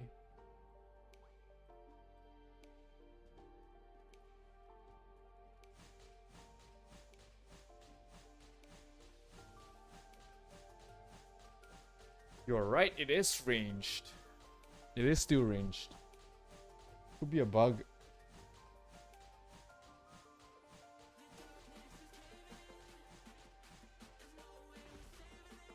It's instant. Can I? Oh, okay, I can body relocate into a curse circle. GCD is enough. So during curse circle,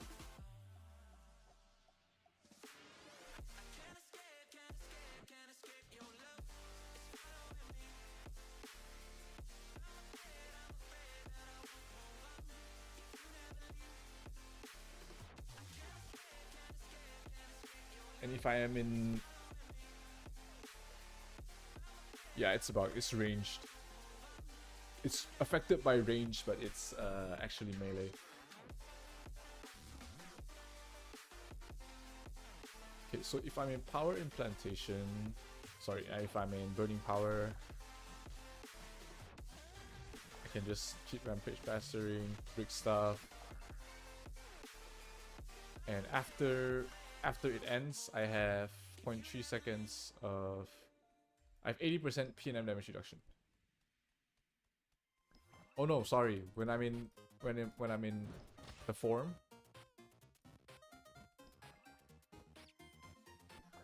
I get more reduction.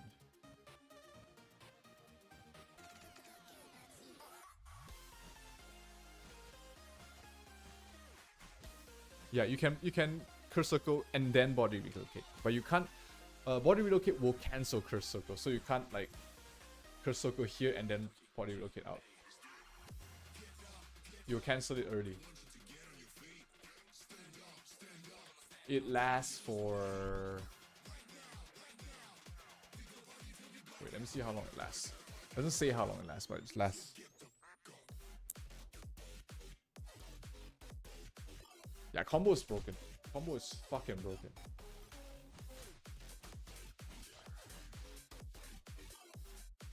Two, 3, 4, 5. 5 seconds. It's a pretty good lock. 5-second lock? It's anyone's dead, bro. Let me see how.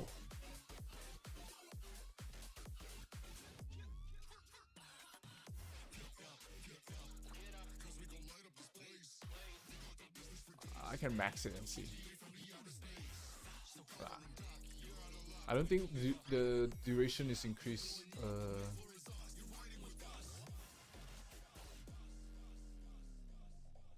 Yeah, it doesn't increase the duration even at max. Let me see if power, burning power adds it.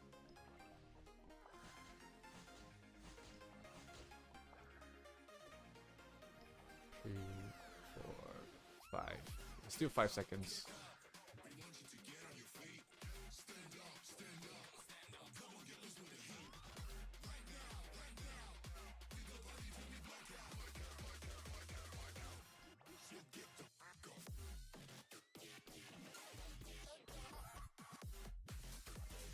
Yeah, when you use this in the GOH form, you don't get to use the chi implantation, so you don't get the boost speed reduction. But you can't move. That's I'm confused. I'm a bit confused. Because if you can't move during Curse of Ghost, you're not supposed to, why does the 99% move speed matter?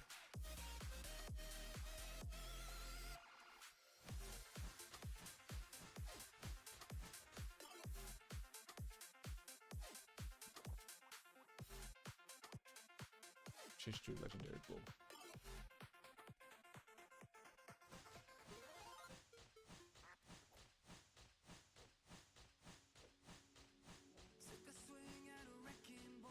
Okay, 92. So if I go Burning Power, bro,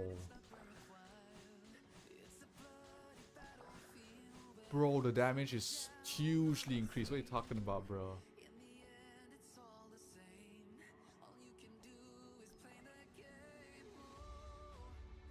Yeah, that's the thing, NNM. When you use this, people already can't move, so why does the 99% slow matter? You mean after? They're still slow by 99% after?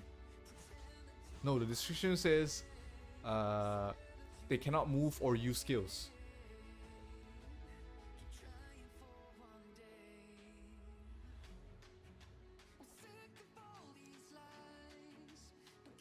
So I guess the problem, with I don't think GOH, the Gate of Hell cooldown really even matters. Yeah, maybe it's post. That's hard to test. I need a test on it. So I guess the real problem here, right, is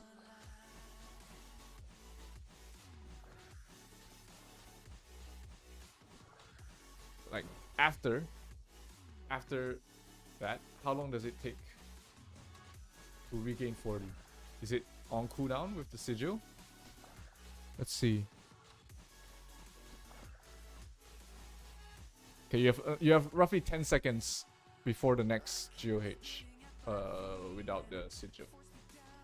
So the question is the sigil worth it?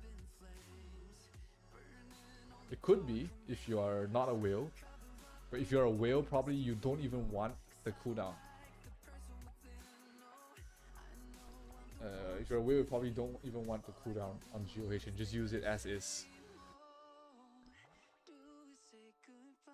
Alright, let's do this from scratch, okay? Power implantation, sorry, burning power.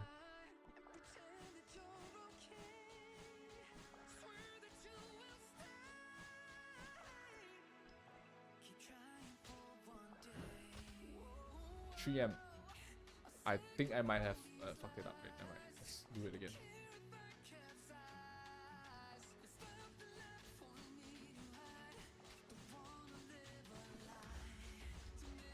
It has an innate, after 30 seconds, it becomes 30, 40, sorry. Alright, let me reset that. Burning power.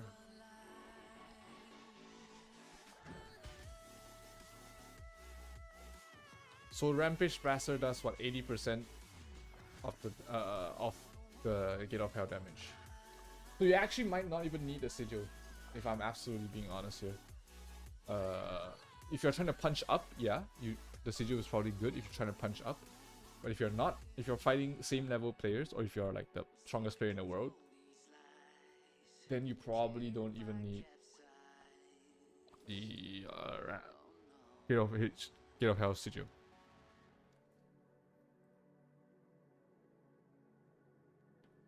Okay, what other sigil are you talking about? Skill damage sigil, let's see. It's this one. Yeah, this one.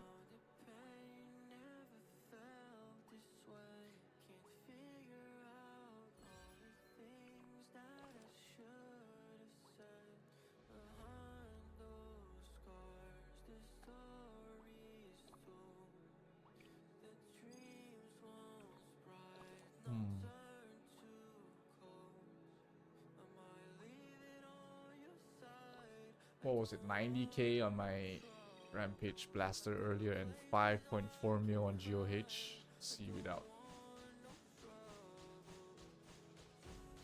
Yeah. Huge. About 20% Rampage Blaster increase. Alright, 20% Rampage Blaster increase. It was 5.4. Slightly lower. But I think the cooldown sync, right? It was 10 seconds. 10 second cooldown. You took me 10 seconds to charge full chi earlier. So without the sigil, you can actually have 100% uptime on GOH.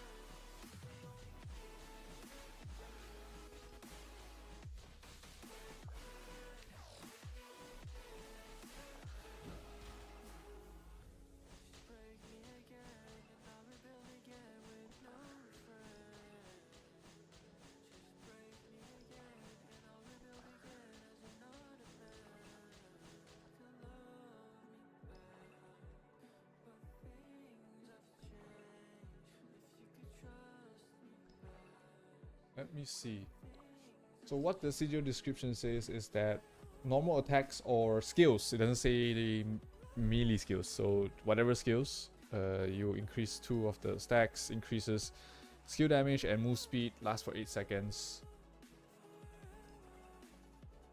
When it's melee, you get extra stack, but if it's range, you still get the skill damage. You still get it, see? You still get it. Just that when you're melee, you get more.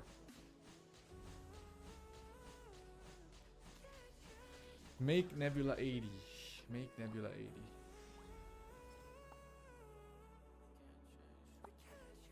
I'm pretty fucking far from 80. I don't know if I can reach 80.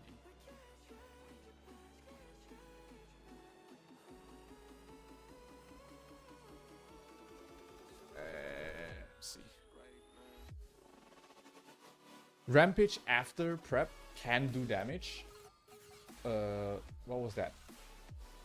Or like 1 Gate of Hell is probably 17, 18 Rampage Blasters.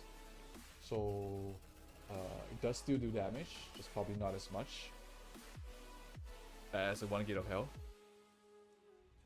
Come on, you gotta sell pet stuff here, man. I don't wanna use.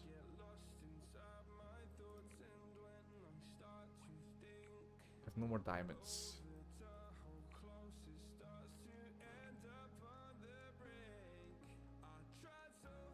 It was almost 10x. Rampage was giving me after burning power, Rampage Blaster was doing almost 9 times the damage. Almost 9 times the damage. Can I feed it feathers? I want to keep the feathers. Fuck it. Where's my Nexus boxes?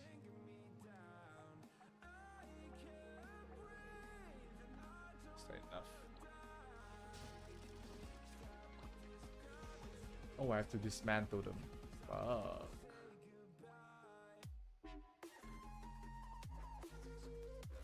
This is not dismantles.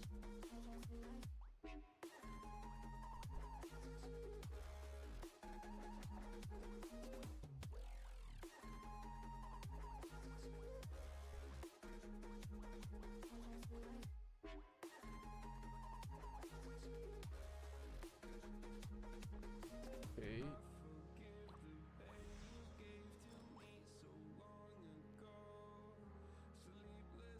I got lied to.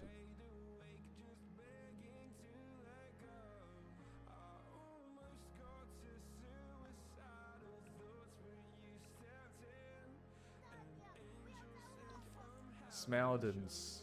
Right, I'm not even using any Smeldons right now. 0 Smeldons. Do I have any Smeldons? Alright, I'm using 0 Smeldons. So just keep that in mind. I don't think Smeldons matter too much.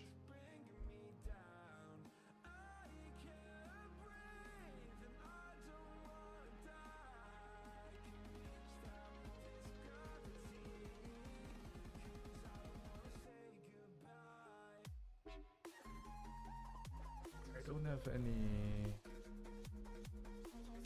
Oh, what the fuck am I talking about?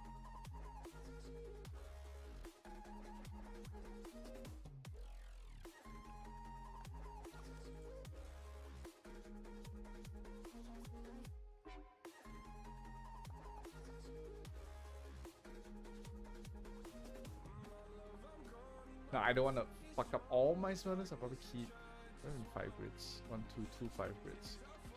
Okay.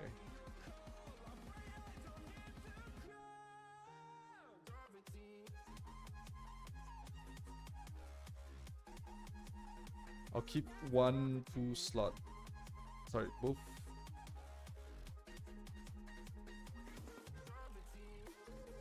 Keep 1, 2.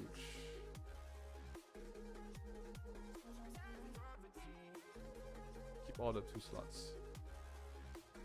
Okay. 2.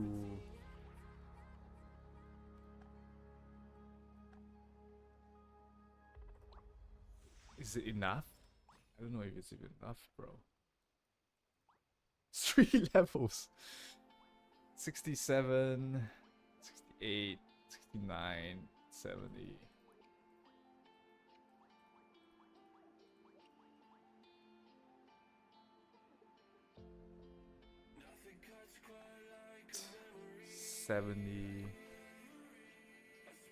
I can convert.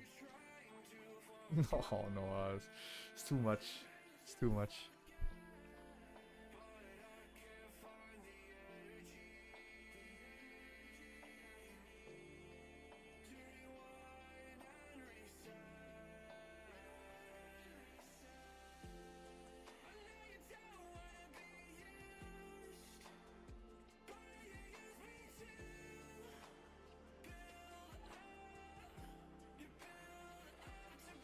Alright.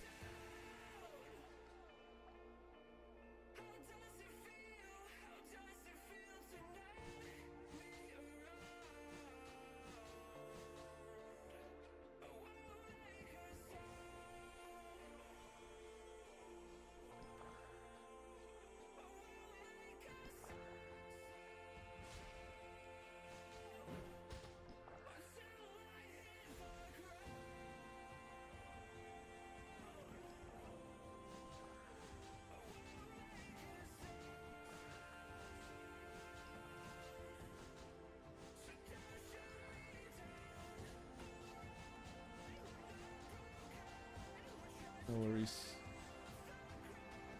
So, Rampage Blaster without multipliers. The multiplier is good. 2000 is decent multiplier for a single skill. After it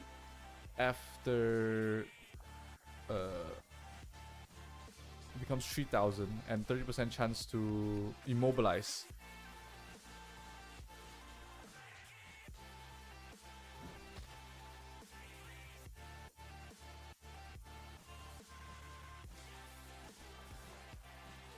Yeah, I think so the sigil is probably the Mahashakti, whatever sigil is probably viable, but only if you are always consistently fighting someone stronger than you. Then you want the lower gate of hell cooldown. Sorry, the 15-second gate of hell cooldown, which isn't too bad if you think about it. 15-second gate of hell cooldown is not the worst thing in the world. Right? It's when its max is minus 20 seconds, right?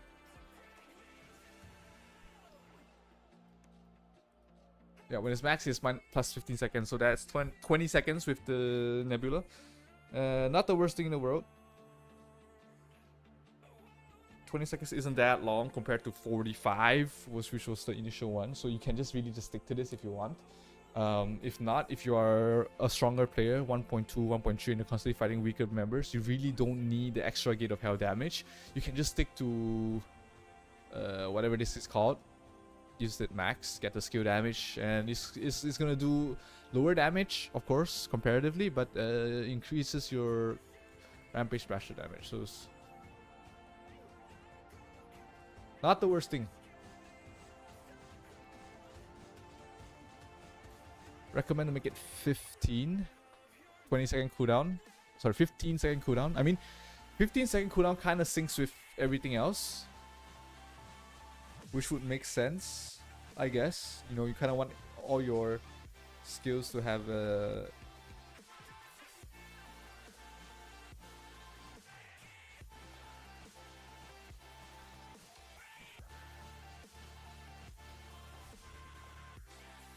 You can even Earth Drive, sorry, Earth Shaker and then Rampage Blaster.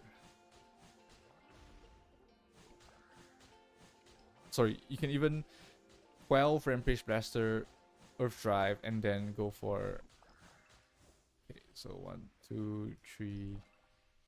1, 2, 3, 4, 5, 6, 7, 8, 9, 10, 11, 12... Yeah, you can even do that.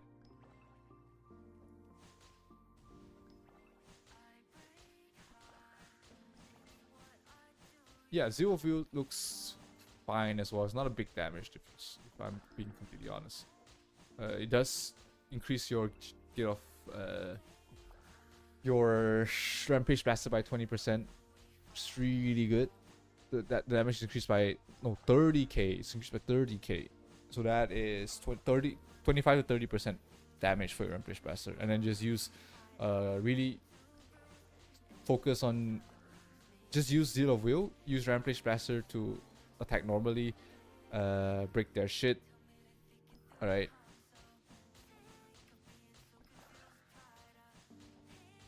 Then just use this as a finisher against their supports or something. I think it's playable. It's not it's better in large scale, to be honest, because if you're large scale, it's a large scale PvP, you actually charge this faster. You actually charge your power faster if it's a large scale fight, because per target you hit, it's extra. So if you hit 4 targets, you get 4 rampage, 4 power stacks.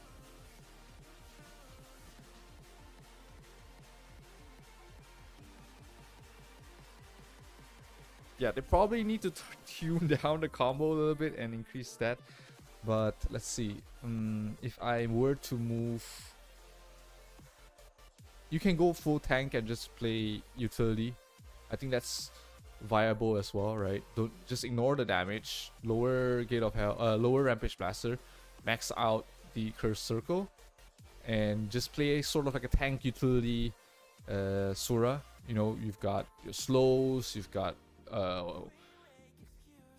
not really one hit, but you remove healing done, which is huge in Guild League, where you target their whales. You just follow their whales, you just get off hell them whenever you can.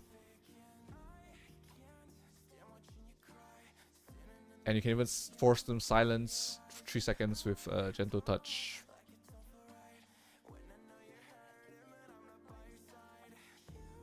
No, I think this is way too busted. PvE wise, it's just way too busted. The P damage is fuck, you guys saw the P damage. It's not human.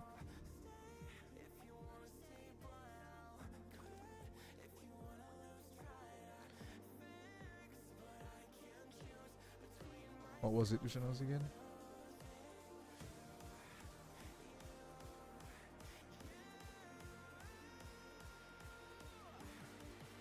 This one, yeah.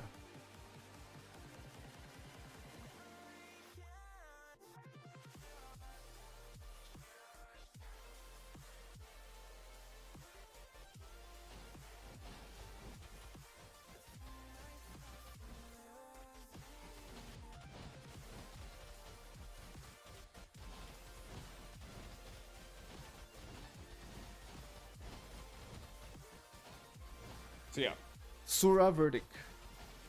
Sura verdict. PvE amazing. Like, if it's not better than Shadow Chaser already, it's probably on the same tier as Shadow Chaser. So that's like tier S plus, tier S, which is crazy.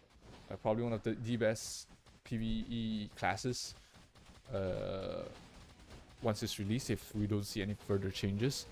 Can you use combo for PvP? Potentially, if you're able to frontline and tank decently. With the amount of P damage that you actually get from this fucking just the passives, you're getting 371% passively. I have no feathers. I have nothing. Right? I have absolutely fucking nothing. You even get another 100% here. What? I'm not even at 80. You get another 100% here. You have 471 P damage. Wait, it's even more, guys. You have 100% melee P damage plus 471 melee P damage. You have 600% P damage. You can just go full defensive. You can just go Rangrif. Defensive costumes. You still have 500% P damage, which is fucking nuts. Right? You have 500% P damage without anything at all. No, 600. I'm at 500 right now. You're gonna have 600 P damage. You just Rangrif, Polar Bear, Laurel, Alpha Heart. You can fucking go Dino costume. You have Dino costume, and Backwear just go whatever Plum. Whatever, it's fucking broken. In the current state, if it releases for PvP, I mean the current state that the combo build is for PvP, if it's currently released, PvP wise, it's tier A just because it's fucking melee and it's like it's melee single target. It looks pretty agile though. I like that, but the problem with being melee is that, you know, you might just go a little bit in too deep, which is not the worst thing in the world, but, you know, it's still kind of nutty the way it is right now, that it's tier S, probably below Sorcerer genetic, just because of the range, but probably it can rival the other classes, right? This is fucked up, guys. No censorship, whatever. This is fucked up. Probably even better than Shadow Chaser. I mean, Shadow Chaser, you sacrifice survivability for damage. Sura doesn't need to sacrifice jack shit for damage. It has 600% P damage without any costumes or feathers or... Okay, I have 600% P damage without costumes. I have some level 1 Nexus that really doesn't really fucking matter at this point. I've got no Nightingales. I've got no feathers. My Divine Armament is trash. It has M attack and P attack. It's no melee P damage whatsoever. I'm using Harmony. Yeah, sure. I'm using Harmony. Oh, sorry, I'm using Chaos. So that's 12%, but whatever.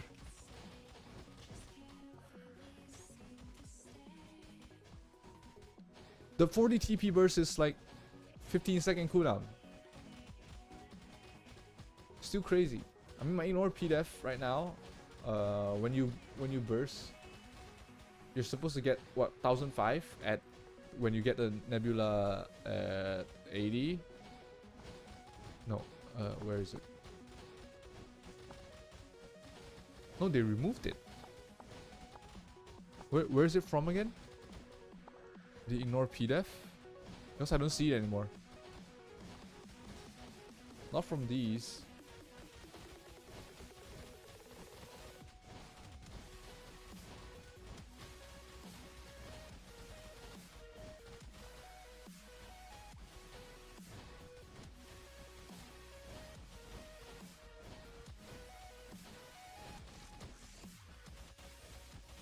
Oh, I'm actually missing some GOH damage because I don't have this Nexus.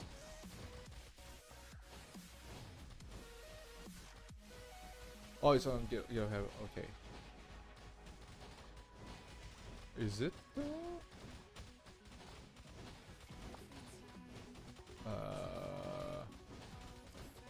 No, I mean there was a skill that ignores increases your ignore PDEF by 1.5k.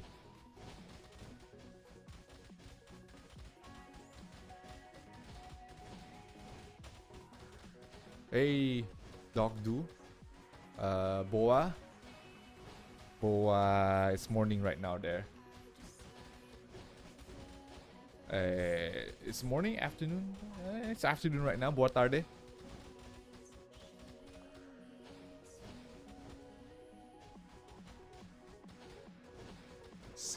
I think I'm fucking blind. I don't see it. Let me see. No, they removed it. Oh yeah, there it is. Never mind. Fuck it. Hey, I'm blind. Yeah, it's still there. It's still there. It's still there, guys. So, if the current state of Sura is this is how it's going to be released, this is better than SC PvP. So, top tier S plus right now, genetic Sork, and that's S plus. We're talking DPS. Let's talk TPS, right? S plus. This is probably same tier as Nightwatch, just only because Nightwatch has the range advantage. It's probably slightly lower than Nightwatch, but boy, it being able to chase Nightwatch, that is something that we've never seen. The ability to chase people, oh god, this is like a lot. This is like Phantom Lancer in Dota. I don't know the league equivalent of this, but this is Phantom Lancer. You're never running away from this guy, bro. He's chasing you to the ends of the earth.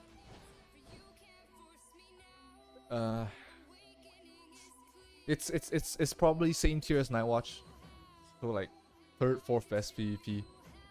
When you are in Chi implantation form, no SP needed for attack. So Dark Priest is, you actually don't even need it.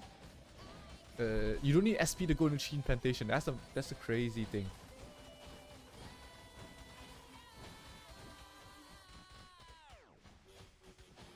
You remember the Nightwatch stream? Yeah, Shura was at the bottom.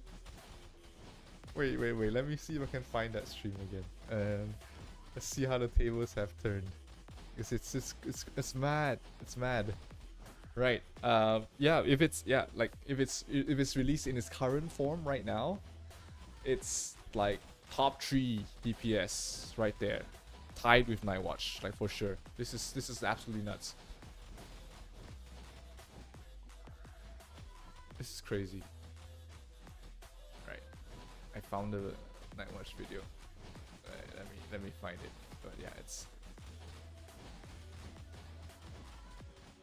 Where's my tier list?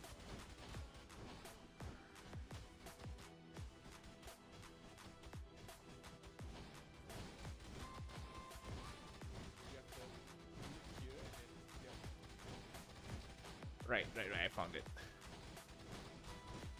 Gonna full screen this baby.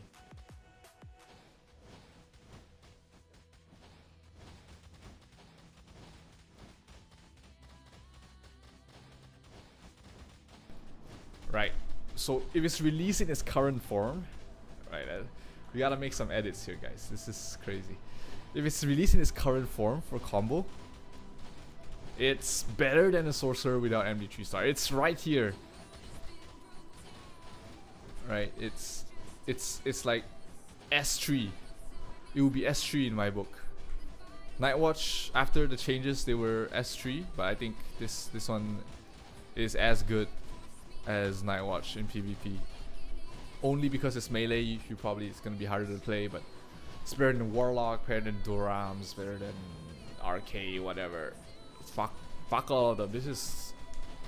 People needed a melee bruiser. This is it, guys. This is it. It's crazy.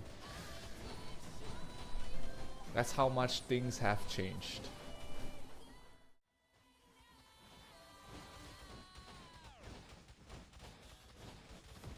Right, how does the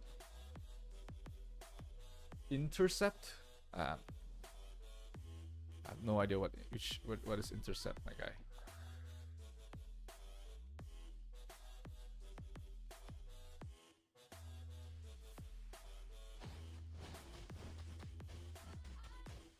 Right, so for the Gate of Hell build, it's more of a supportive build, from what I can see. It's definitely more of a supportive build. And I think in terms of... You can't play it as DPS, or it's going to be pretty lackluster as a DPS. But as a support, the utility it provides is pretty decent. I would put it slightly below Dorams, just because it's a lot harder to play. You know, you don't really provide your teammates directly with anything. It's not a direct buff to your teammates. But they are huge disruptors, kind of like RGs, you know, in the sense that, you know, with the silence, with Gate of Hell, preventing healing, with Curse Circle, of course, and just the overall tankiness, I think it would be slightly below support Dorams, just because it doesn't really provide your teammates anything defensively, but it provides your teammates a huge play offensively. So are we gonna see a lot of Suras in the Guild League mode? Probably not, but I wouldn't be surprised if each guild has 1 or 2 Suras just for that exact purpose of shutting down whales, locking AoE CC, and just being overall pretty survivable. Yeah, there's a +3 range at 100, but yeah, like, fuckers aren't running away from Sura, man. This is Phantom Lancer with no cooldowns. So smooth, my god. Damage is instant as well, it crits. You can't build P damage against this crap. Oh my god, Passwalker, please don't go Sura. He's gonna kill every fucking whale out there. Passwalker Sura.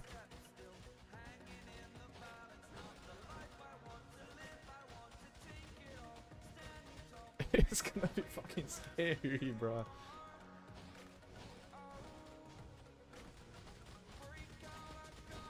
No, I love this. I love this. Yeah, I definitely do see a world where in Guild League you would put 2, 3 Suras in there just as overall disruption. You know, you've got Earthshaker, you've got Rampage Blaster immobilizing, you've got the Curse Circle, of course. And you probably can't play combo with Curse Circle. It's kind of you don't really want to do that. But I think for Gate of Hell, definitely Rampage Blaster, Gate of Hell, Curse Circle build. The problem with this here NNM is that because you're constantly diving in, if your guy is running away, you have no disengage. This body relocation range is way too short. You don't really have a disengage. If you go in too deep, you're pretty much dead. You can build it probably full defensive armor, sorry, full defensive on your costumes, but you have no disengage whatsoever. So once you're in, you're not out. You have no way of coming out from whatever's from being caught out in the middle, right?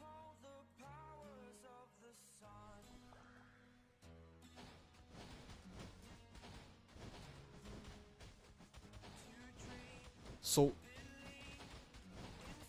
Suras are cloth. Wait.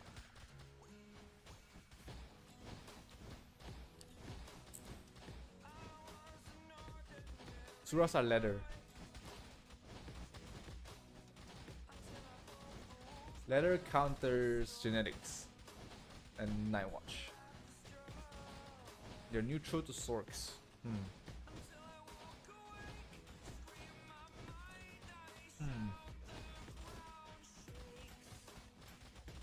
Viable? Maybe.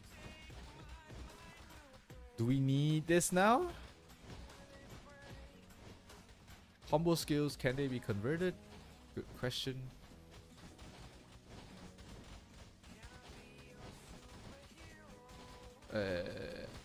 They should be able to be converted according to these descriptions. It's not force neutral, so I'm pretty sure they can be converted. There's a nexus for bonus damage that cannot be converted. This is fixed neutral, force neutral, but I think the normal hits can be converted. Sura more tanky than SC? Probably. And only because you can be you can just use full defensive costumes and still do decent damage just because your fucking P damage, bro. I had 371, 471 without level 80 nebula. If I had the level 80 nebula, that's 571 P damage I have without anything else. No costumes, nothing else. It's crazy. Oof.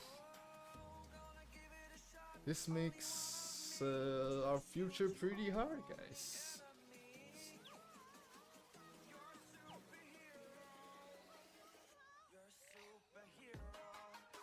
It's gonna be a pain in the neck, pain in the head, wherever you feel pain when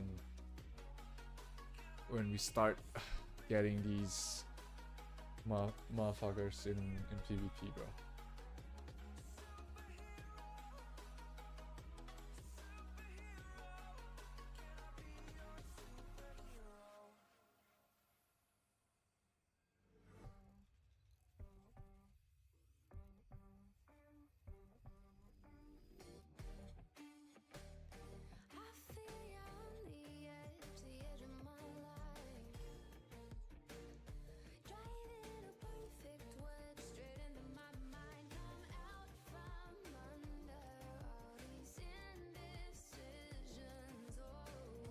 Oof.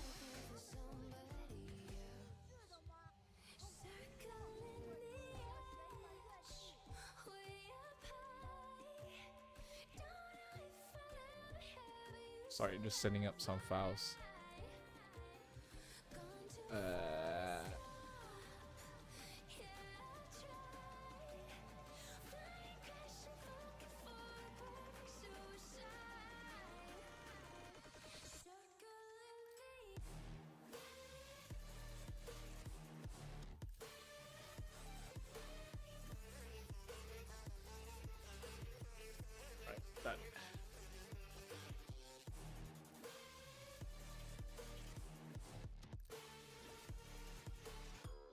Still no info ninja? Nah, no info ninja yet. Most of the dev focus was on the rework because they needed to release this on the Latin America server ASAP. So that's where most of the focus have been, and I think they did a pretty good job with fixing both these classes. Like we saw the RG earlier, definitely 100% viable, and the DPS looks pretty good. For PvE as well, so PvE, PvP done. You've got both. It's probably harder to build for non-whales. You kind of have to choose one route, but for mid spenders, they can opt to go for both DPS as well as survivability. Right? For Sura, it's gonna be you can go one way or the other. I think even if you go full tank, just the P damage will carry you through most of your content already. Anyways, the combo is kind of pretty sick. Just the base damage.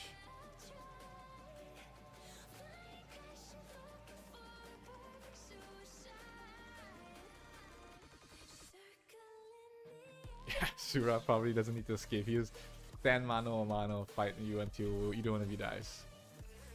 Well, I'm pretty happy about this Suras. I don't know about you guys, especially if you've been waiting for this release, or you've been playing Sura even though when it's bad.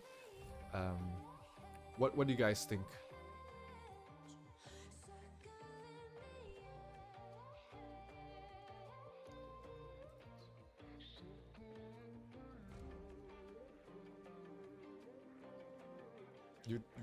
Is this enough to make you guys play Shura if this is the exact kit? Can Shura one hit OB Gilly? It's harder. Probably they can. Actually.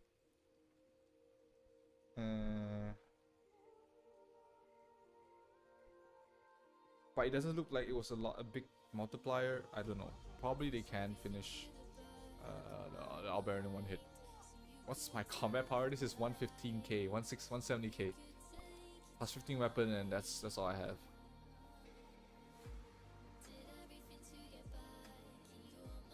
Yeah, they are changing this every day. Yesterday and today was already different, right?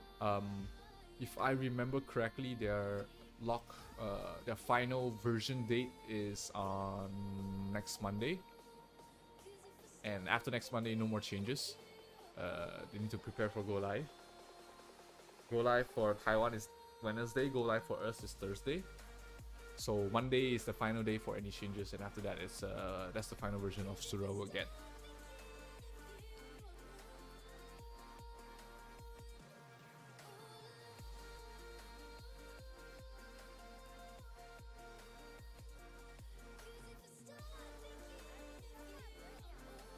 Yeah, Rampage, they need to fix the description for sure.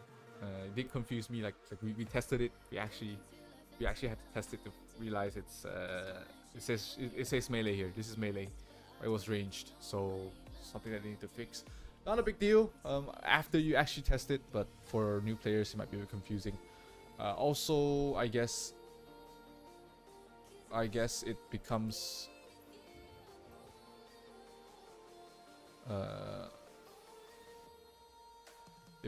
a bit harder because you kind of want. It depends whether you want to build for Gate of Hell damage, which is going to be melee. I believe. I'm not sure if it's affected. Probably it's not even affected by melee P damage. It looks like it could be. But without the sigil, it's affected by melee P damage. So melee P damage does increase it. Yeah.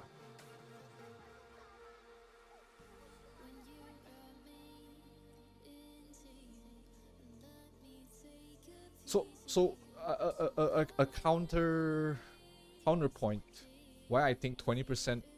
Sorry, right now currently is 25 plus the sigil is 20 plus the nebula 80 is 20%, 20-second cooldown. Why I think it's good because then you're forced to go either way. You're either more damage or more utility, because if this goes down to 15-second cooldown, sorry, 10-second cooldown, right, it means that your burst syncs with your the setup time. The problem with that makes it slightly tilting more towards the more imbalanced side for the God of Hell itself. Right now it has a 5-second downtime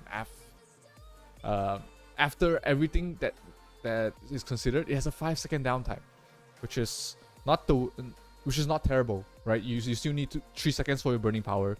You need 10 seconds to charge up your power gauge to maximize the duration of your burning power buff. You want to throw out a few rampage blasters as well. So like in terms of maximizing DPS, right now it's a 5-second extra. Right, unless you are constantly hitting multiple targets with Rampage Blaster. Let's see how easy it is to hit multiple targets with Rampage Blaster. I don't imagine it's gonna be too easy.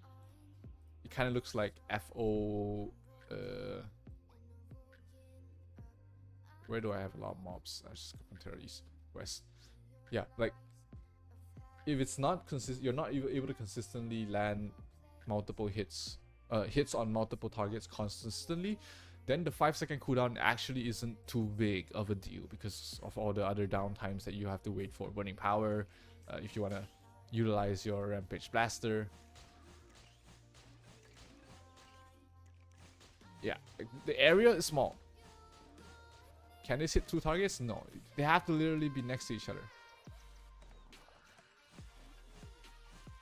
So it's not easy to do that. So realistically, 9 out of 10 hits.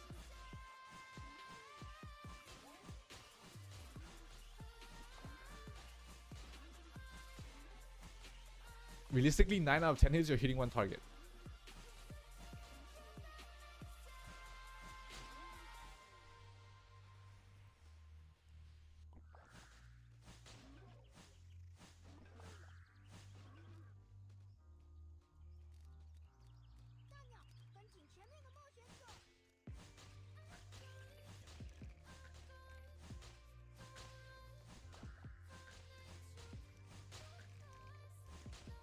Like, they were basically fucking next to each other. I couldn't hit both of them. Wait.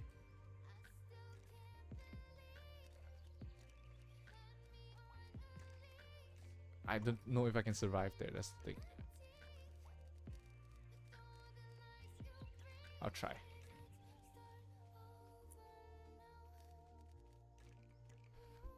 Oh yeah, I think even at its current state, I think it would still be.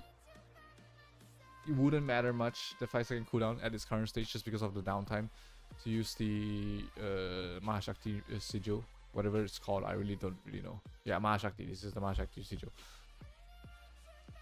So like, if the damage, if right now the damage is good, then you don't want to reduce the cooldown. But if damage is bad, then maybe reduce the cooldown. So I guess I can't really test it on my current character. From what I've seen, it's pretty decent. That it can up punch. At 1 mil, it can up punch It can up punch 100k, which is at 1.1 mil to 1.2 mil. That's huge. So like, if it's at its current state against oh my god.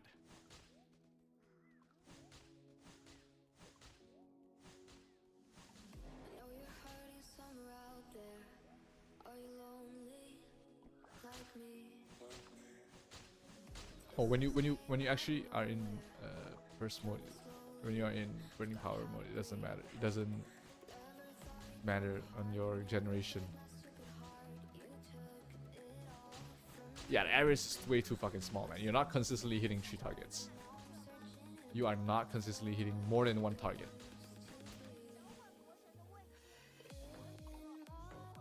So, yeah, I don't think the cooldown, the damage is good enough right now that the cooldown doesn't really matter. Like, I would be okay with 15 the current cooldown. After, but you need the nebula 80, right, for sure. So if you get a nebula 80 and with the current cooldown, I think it's completely fine.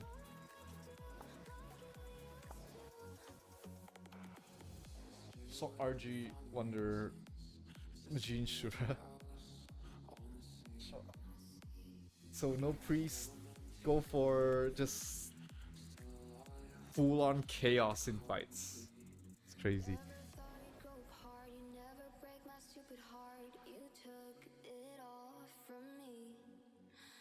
But yeah, like,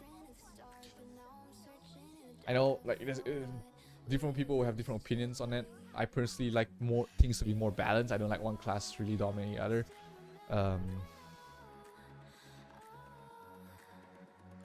Why do you have two wonders in your team?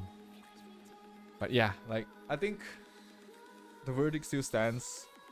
Probably need to tone down the combo damage a little bit. I think it's just a little too insane at the moment. Granted, it's melee plus no shield plus no escape, so maybe I'm okay with it. but it's gonna feel pretty broken once people realize that you can just go full defensive costume plus sigils and still wreck people's faces with the the base damage alone from it is crazy.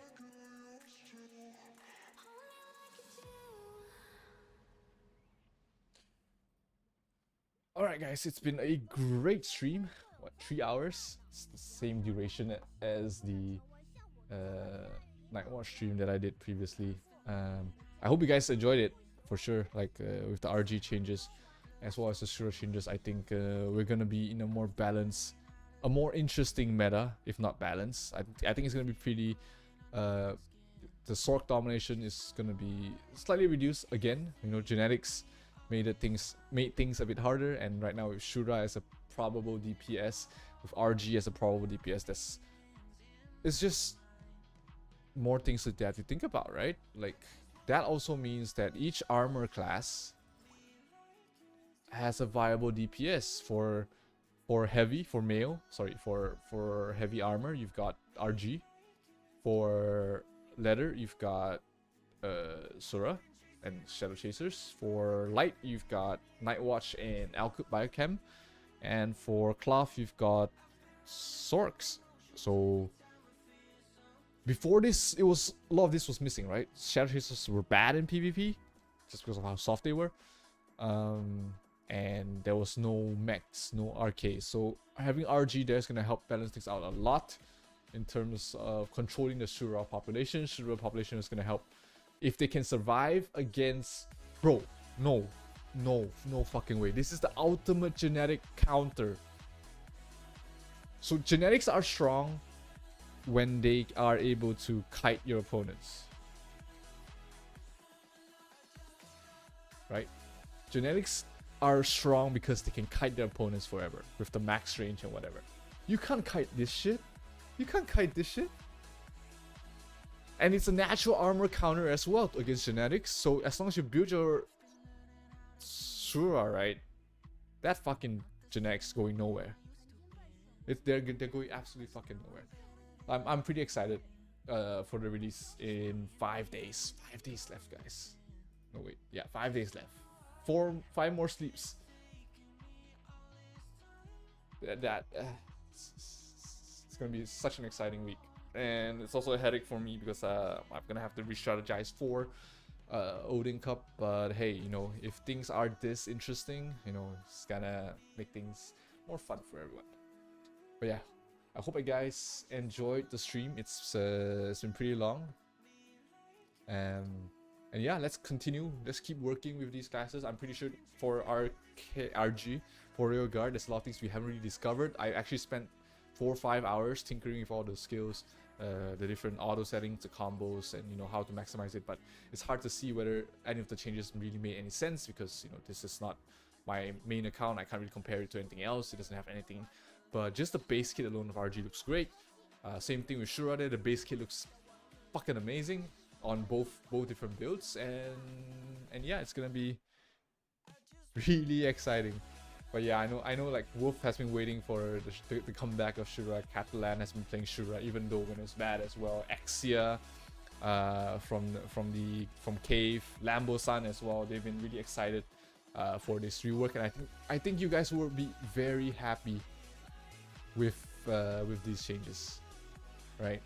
Anyways, that's gonna be all from me today. Hope you guys enjoyed it, and yeah, see you guys soon. This is gonna be Zero signing out. Peace.